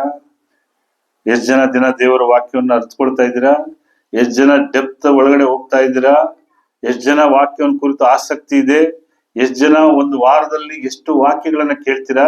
ಎಷ್ಟು ತಿಳ್ಕೊತೀರಾ? ಎಷ್ಟು ಬರೀತೀರಾ? ಎಷ್ಟು ಬರೆದು ನೋಡ್ತೀರಾ? ಎಷ್ಟು ಟಾಪಿಕ್ ನ ನೀವು ಅನಲೈಸ್ ಮಾಡ್ತೀರಾ? ಎಷ್ಟು ವಿಚಾರಗಳನ್ನ ನೋಡ್ತೀರಾ? ಒಳಗಡೆ ಹೋಗ್ಬೇಕು. ಹೋಗ್ತಾ ಹೋಗ್ತಾ ಜ್ಞಾನ. ಇದೇನಿದು? ಈ ಮಾರ್ಗ ಎಂತದ್ದಿದು? ಇದು ಧರ್ಮ ಅಲ್ಲ. ಕ್ರೈಸ್ತದ್ದು ಧರ್ಮ ಅಲ್ಲ. ಯೇಸು ಕ್ರಿಸ್ತನ ಧರ್ಮ ಅಂತ ಎಲ್ಲಾರು ಹೇಳ್ದ? ಮಾರ್ಗ ಅಂತಾನೆ ಹೇಳ್ದ. கிறிஸ்தவனுடைய தர்மம் இல்லை, கிறிஸ்துவ மதம் தர்மம் இல்லை, அது வழி. எங்கே போறதுக்கு? ಪಿದಾವನಿಡತಕ್ಕೆ ಸೇರೋದಕ್ಕೆ, ತಂದೆಯ ಬಳಿಗೆ ಸೇರೋದಕ್ಕೆ. ಆ ಒಂದು ಜ್ಞಾನದಲ್ಲಿ, ಆ ಒಂದು ಸೇರೋದಕ್ಕೆ ಏನಾಗಿದೆ? ಜ್ಞಾನವಾಗಿದೆ. ಇದನ್ನ ಅಸಡ್ಡೆ ಮಾಡೋರು ಏನಾಗಿದ್ದಾರೆ? ಇದನ್ನ ಅಸಡ್ಡೆ ಮಾಡೋರು ಏನು? ಅಜ್ಞಾನಿಗಳು, ಮೂರ್ಖರು ಆಗಿದ್ದಾರೆ. ಜ್ಞಾನೋಕ್ತಿಗಳು 13 ಏನ್ ಹೇಳುತ್ತೆ ನೋಡಿ.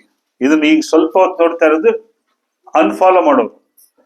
ಜ್ಞಾನೋಕ್ತಿಗಳು 13. ದೇವರ ವಾಕ್ಯವನ್ನು ಉಲ್ಲಂಘಿಸುವವರು ಆಜ್ಞೆಯನ್ನು ಭಯಭಕ್ತಿಯಿಂದ ಕೈಗೊಳ್ಳುವವರು ಸುಫಲವನ್ನು ಹೊಂದುವರು.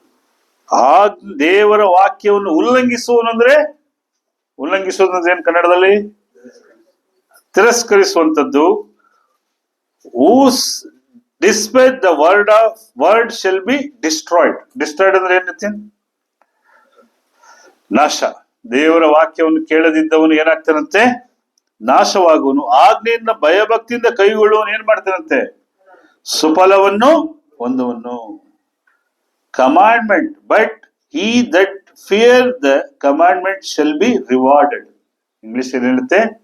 ರಿವಾರ್ಡೆಡ್. ರಿವಾರ್ಡ್ ಎಷ್ಟು ಜನಕ್ಕೆ ಇಷ್ಟ ಇಲ್ಲಿ? ಹೋದ ವಾರ ಬಹಳ ಜನ ಪ್ರೈಸ್ ಇಸ್ಕೊಂಡ್ರಿ. ಎಷ್ಟು ಖುಷಿಯಾಗಿದ್ರಲ್ವಾ? ಖುಷಿ ಆಯ್ತಾ ಇಲ್ವಾ? ಬಹುಮಾನ ತಗೊಂಡವ್ರಿಗೆ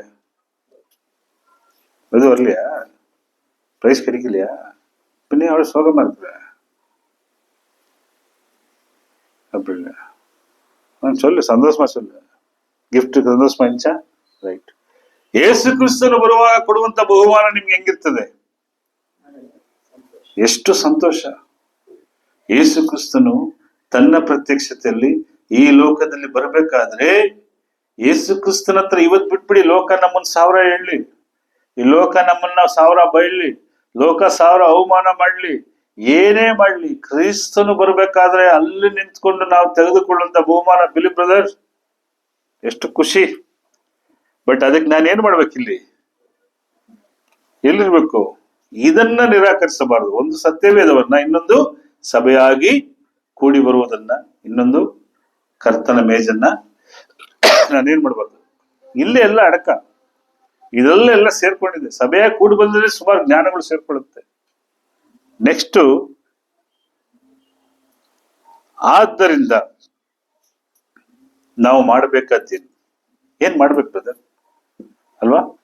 ಇಷ್ಟೊತ್ತು ನೋಡುದು ಇಸ್ರಾಯೇಲ್ ಅನ್ನೋ ಒಂದು ಉದಾಹರಣೆ ತಕೊಂಡು, ಅವರೆಲ್ಲ ಉಲ್ಲಂಘನೆ ಮಾಡಿ ದೇವರ ದೃಷ್ಟಿಯಲ್ಲಿ ದ್ರೋಹಿಗಳಾದ್ರು, ದೇವರ ದೃಷ್ಟಿಗಳಲ್ಲಿ ಪಾಪಿಗಳಾದ್ರು, ದೇವರಿಂದ ನಿರಾಕರಿಸಲ್ಪಟ್ಟರು, ಮತ್ತೆ ಅವರು ದಾಸತ್ವಕ್ಕೆ ಹೋದರು, ಮತ್ತೆಂದೂ ಅವರಿಗೆ ಅರಸುತನ ಸಿಕ್ಕಲಿಲ್ಲ.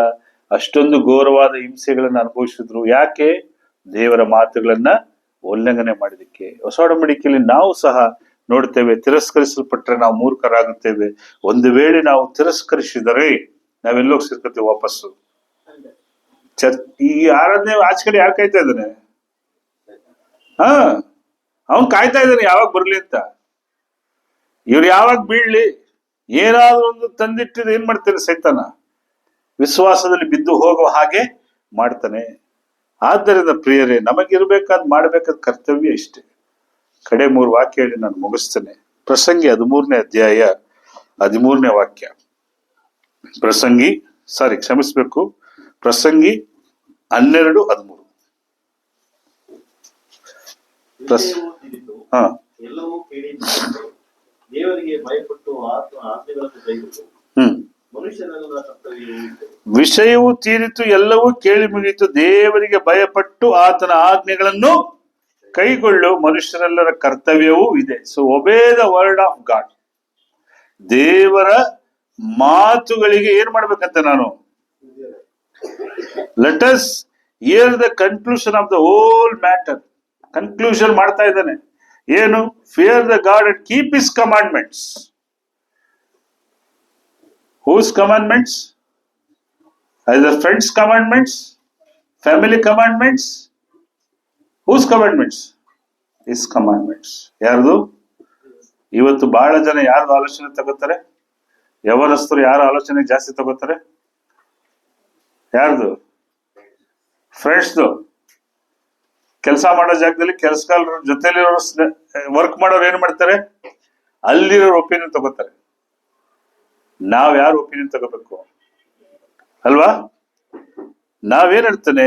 ಎಲ್ಲವೂ ದೇವರಿಗೆ ಭಯಪಟ್ಟು ಆತನ ಆಜ್ಞೆಗಳನ್ನು ಕೈಗೊಳ್ಳು, ಮನುಷ್ಯರೆಲ್ಲರ ಕರ್ತವ್ಯವೂ ಇದೆ. ನಮ್ಮ ಕರ್ತವ್ಯ ಇದೆ. ಯಾಕೆ? ಯೆಶಾಯ 66:2 ಏನ್ ಹೇಳ್ತಾನೆ ನೋಡಿ. ಯೆಶಾಯ 66ನೇ ಅಧ್ಯಾಯ 2ನೇ ವಾಕ್ಯ ಏನ್ ಹೇಳ್ತಾನೆ ನೋಡಿ.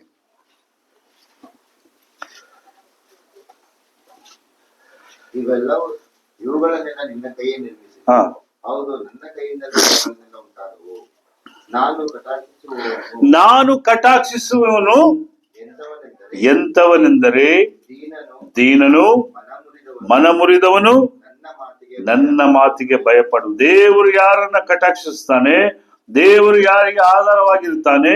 ದೇವರು ಯಾರಿಗೆ ಬಲವಾಗಿರ್ತಾನೆ? ದೇವರು ಯಾರನ್ನು ಈ ಲೋಕದಲ್ಲಿ ಬಲಪಡಿಸಿ ಆಶೀರ್ವದಿಸ್ತಾನೆ ಅಂದ್ರೆ ಆತನ ಮಾತಿಗೆ ಭಯಪಡುವ. ಯಾರಿಗೆ? ಮೊದಲನೇದಾಗಿ ಹೇಳ್ತಾನೆ ದೀನನು. ದೀನನು ಅಂದ್ರೆ ಏನು? ತನ್ನನ್ನು ತಗ್ಗಿಸಿಕೊಳ್ಳುವನು. ಮನ ಮುರಿದವನಂದ್ರೆ ದೇವರ ಮುಂದೆ ಮನ ಮುರಿದವನು ಯಾರು? ಹೊಸ ಒಡಂಬಡಿಕೆಯಲ್ಲಿ ಒಂದು ಉದಾಹರಣೆ ಕೊಡಿ. ಸುಂಕದವನು ದೇವರ ಮುಂದೆ ಪ್ರಾರ್ಥನೆ ಮಾಡ್ಬೇಕಾದ್ರೆ ಹೆಂಗ್ ಮಾಡ್ದವನು? ತಲೆನೂ ಎತ್ತಿದೆ, ದೇವರೇ ನಾನು ಪಾಪಿ ಅಂತ. ಮನ ಮುರಿದವನಂದ್ರೆ ದೇವರ ಮುಂದೆ ನಿಮ್ಮ ಹೃದಯಗಳನ್ನು ಬಿಚ್ಚಿ ಮಾತನಾಡಿ. ಅದಕ್ಕೆ ನಾನು ಹೇಳೋದು, ಎರ್ಲಿ ಮಾರ್ನಿಂಗ್ ಎದ್ದು ಪ್ರೇಯರ್ ಮಾಡಿ, ಬೆಳಗ್ಗೆ ಎದ್ದು ಪ್ರೇಯರ್ ಮಾಡಿ. ಬಹಳ ಜನಕ್ಕೆ 8 ಗಂಟೆ ಆದ್ರೂ ಬೆಳಗ್ಗೆ ಆಗಲ್ಲ, ಕೆಲವರಿಗೆ 8:30 ಆದ್ರೂ ಬೆಳಗ್ಗೆ ಆಗಲ್ಲ. ನಾವೇ ಎಬ್ಬಿಸ್ಬೇಕು, ಎಳೆ ಮಕ್ಕಳನ್ನ ಎಬ್ಬಿಸ್ದಂಗೆ ಎಬ್ಬಿಸ್ಬೇಕು. ಸುಮಾರು ಜನನ ಬೆಳಗ್ಗೆ ಎದ್ದು ಏನ್ ಮಾಡ್ಬೇಕಂತೆ? ದೇವರಿಗೆ ನಮ್ಮ ಮನಸ್ಸನ್ನ ತೆಗೆದಿಡ್ಬೇಕು. ವಾಕ್ಯಗಳಲ್ಲಿ ಏನ್ ಮಾಡ್ಬೇಕು? ನಮ್ಮ ಮನಸ್ಸನ್ನ ತೆಗೆದಿಟ್ಟು ನಮ್ಮ ದೇವರ ಮುಂದೆ ಮಾತನಾಡಬೇಕು. ಅದಕ್ಕಿಂತ ಮಿಗಿಲಾಗಿ ನನ್ನ ಮಾತಿಗೆ ಭಯಪಡುವವನು ಆಗಿರು. ದೇವರ ಕಟಾಕ್ಷ ಯಾರಿಗೆ ಸಿಗುತ್ತೆ? ದೇವರ ಆಶೀರ್ವಾದ ಯಾರಿಗೆ ಸಿಗುತ್ತೆ? ದೇವರ ಮಾತಿಗೆ ಭಯಪಡುವವನು. ದೇವರ ಮಾತುಗಳು ಎಲ್ಲಿದೆ? ಸತ್ಯವೇದದಲ್ಲಿದೆ. ಎಲ್ಲಿದೆ? ಸತ್ಯವೇದದಲ್ಲಿದೆ ಅಲ್ವಾ? ಅದನ್ನೇ ಕೀರ್ತನೆ 19 1ನೇ ಹೊತ್ತು 2 ದಯವಿಟ್ಟು ಶ್ರೀಭಾಷಿಷ್ಟು ಬಾಯಾಟಾಗಿ ಹೇಳ್ಬೋದು. 119 ಚೆನ್ನಾಗಿ ಗೊತ್ತು. ಸಂಗೀತ 129 1 2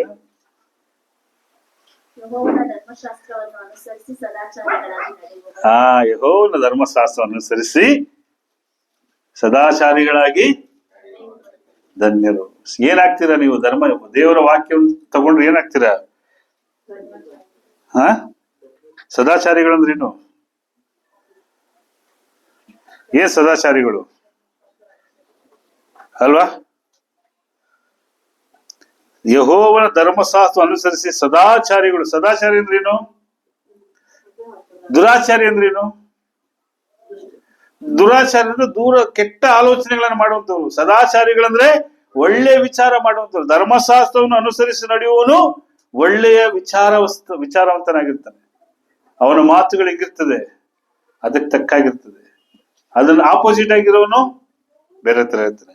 ಆತನ 2ನೇ ವಾಕ್ಯ, ಆತನ ಕಟ್ಟಳೆಯನ್ನು ಕೈಗೊಂಡು ಸಂಪೂರ್ಣ ಮನಸ್ಸಿಂದ ಆತನ ಹುಡುಕುವವರು ಭಾಗ್ಯವಂತರು. ಯಾರೇ ಭಾಗ್ಯವಂತರು?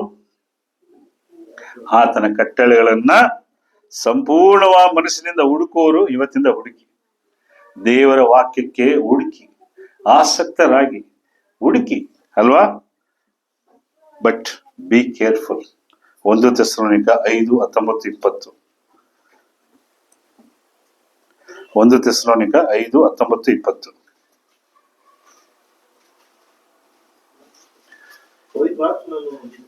ನಿಮ್ಮಲ್ಲಿರುವ ಪವಿತ್ರಾತ್ಮನನ್ನು ನಂದಿಸಬೇಡಿರಿ. ಪವಿತ್ರಾತ್ಮ ನಿಮ್ಮಲ್ಲಿ ವಾಸ ಮಾಡ್ತಾ ಇದ್ದಾನೆ, ನಂದಿಸಬೇಡಿ. ಓದಿ ಬ್ರದರ್. ಪ್ರವಾದಿಗಳನ್ನು ಈರಿಸಬೇಡಿರಿ. ಯಾರೇ ನಿಮ್ಗೆ ದೇವರ ವಾಕ್ಯಗಳನ್ನು ಹೇಳ್ತಾರೋ, ಉಪದೇಶಗಳನ್ನು ಮಾಡ್ತಾರೋ, ಏನ್ ಮಾಡಬೇಡಿ? ಈನೈಸಬೇಡಿ. ಮುಂದೆ ಬ್ರದರ್. ಎಲ್ಲವನ್ನು ಪರಿಶೋಧಿಸಿ ಒಳ್ಳೆಯದನ್ನೇ ಭದ್ರವಾಗಿ ಇಟ್ಕೊಳ್ಳಿ. ಒಳ್ಳೆಯ ವಿಚಾರಗಳನ್ನ ಇಟ್ಕೊಳ್ಳಿ. ಕಡೆಯದಾಗಿ ಪ್ರಕಟಣೆ 1ನೇ ಅಧ್ಯಾಯ 3ನೇ ವಾಕ್ಯ, ಕಡೆಯ ವಾಕ್ಯ ಧ್ಯಾನಿಸಿ ನಾನು ಪ್ರಸಂಗನ ಮುಗಿಸ್ತೇನೆ. ಯಾರು ಓದಿದ್ದಾರೆ?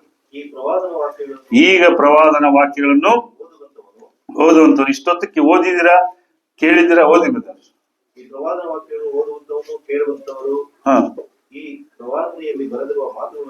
ಕೈಗೊಂಡು ನಡೆಯುವರು. ಓದುವಂತವರು, ಕೇಳುವಂತವರು, ಕೈಗೊಂಡು ನಡೆಯುವಂತವ್ರು ಏನ್ ಬ್ರದರ್? ಧನ್ಯರು. ನೀವು ಧನ್ಯರಾಗಿರ್ರಿ. ದೇವರ ವಾಕ್ಯಗಳನ್ನು ಓದಿ ಕೈಗೊಂಡು ನಡೆಯಿರಿ. ನೀವು ಅದರ ಪ್ರಕಾರ ಜೀವಿಸಿ ಧನ್ಯರಾಗಿರ್ರಿ. ದೇವರ ದೃಷ್ಟಿಯಲ್ಲಿ ಭಾಗ್ಯವಂತರಾಗಿರ್ರಿ. ದೇವರ ಕಟಾಕ್ಷ, ಆಶೀರ್ವಾದ ಎಲ್ಲ ಬರಲಿ. ವಿರುದ್ಧವಾಗಿ ಹೋಗಿ ಏನ್ ತಗೋಬಿಡಿ? ದೇವರ ಶಾಪಕ್ಕೆ, ದೇವರ ಒಂದು ತಿರಸ್ಕಾರಕ್ಕೆ ನಾವು ಹಾಳಾಗಬಾರ್ದು. ಆದ್ದರಿಂದ ಪ್ರಿಯರೇ, ನಾವು ಇಲ್ಲಿಂದ ಹೋಗ್ಬೇಕಾದ್ರೆ ನಮ್ಮ ಹೃದಯವು ಸದಾಕಾಲ ದೇವರ ವಾಕ್ಯಗಳು ಹುಡುಕುವಂತೆ, ದೇವರ ವಾಕ್ಯವನ್ನು ಕೇಳುವಂತೆ, ಅದಕ್ಕೆ ವಿಧೇಯರಾಗಿ ನಡೆಯುವಂತ ಮನಸ್ಥಿತಿಯಲ್ಲಿ ನಮ್ಮ ಬದುಕನ್ನು ಸಾಗಿಸುತ್ತಾ ಹೋಗೋಣ. ಒಂದು ವೇಳೆ ನಾವು ಕತ್ತಲೆಯಿಂದ ಬಂದಿದ್ದೇವೆ, ಕತ್ತಲೆಯಿಂದ ಎಲ್ಲಿಗೆ ಹೋಗ್ಬೇಕು ಬಂದಿದ್ದೇವೆ? ನಾವು ಬೆಳಕಿಗೆ. ನಾವು ಕತ್ತಲೆಯಿಂದ ಬೆಳಕಿಗೆ ಹೋಗೋರಾಗಿರ್ಬೇಕೆ ಹೊರತು ವಾಪಸ್ ಕತ್ತಲೆಗೆ ಹೋಗುವಂತೆ ಇರಬಾರದು. ಅದಕ್ಕೆ ನಮಗೆ ಯಾವುದು ಬೆಳಕಾಗಿದೆ? ಇದೇನಾಗಿದೆ ಸೀಬಾ ಸಿಸ್ಟರ್? 119 105ನೇ ವಾಕ್ಯ ಏನಾಗಿದೆ ಇದು? ನನ್ನ ದಾರಿಗೆ. ಎಸ್, ಈ ವಾಕ್ಯ ಏನಾಗಿದೆ? ನಿನ್ನ ವಾಕ್ಯವು ನನ್ನ ದಾರಿಗೆ ದೀಪವು ಬೆಳಕು ಆಗಿದೆ. ಆದ್ದರಿಂದ ಯಾವುದನ್ನು ಬಿಡಬಾರದು? ತಿರಸ್ಕಾರ ಮಾಡಬಾರ್ದು. ದೇವರ ವಾಕ್ಯವನ್ನು ತಿರಸ್ಕಾರ ಮಾಡಬಾರ್ದು. ಸಭೆಯಾಗಿ ಕೂಡಿ ಬರುವುದನ್ನು ತಿರಸ್ಕಾರ ಮಾಡಬಾರ್ದು. ಆ ರೀತಿ ತಿರಸ್ಕಾರ ಮಾಡದೆ ಬೆಳಕಾಗಿರುವ ವಾಕ್ಯದಲ್ಲಿಯೂ ದೀಪವಾಗಿರುವ ವಾಕ್ಯದಲ್ಲಿಯೂ ನೆಲೆ ನಿಂತು ಕೇಳಿ ಅದರ ಪ್ರಕಾರ ನಡೆದು ದೇವರ ಒಂದು ಆಶೀರ್ವಾದವನ್ನು ಬಲವನ್ನು ಹೊಂದೋಣ. ತಾಳ್ಮೆಯನ್ನು ಕೇಳಿ ನಿಮ್ಮೆಲ್ಲರನ್ನು ಕರ್ತನು ತಾನೇ ಆಶೀರ್ವದಿಸಲಿ.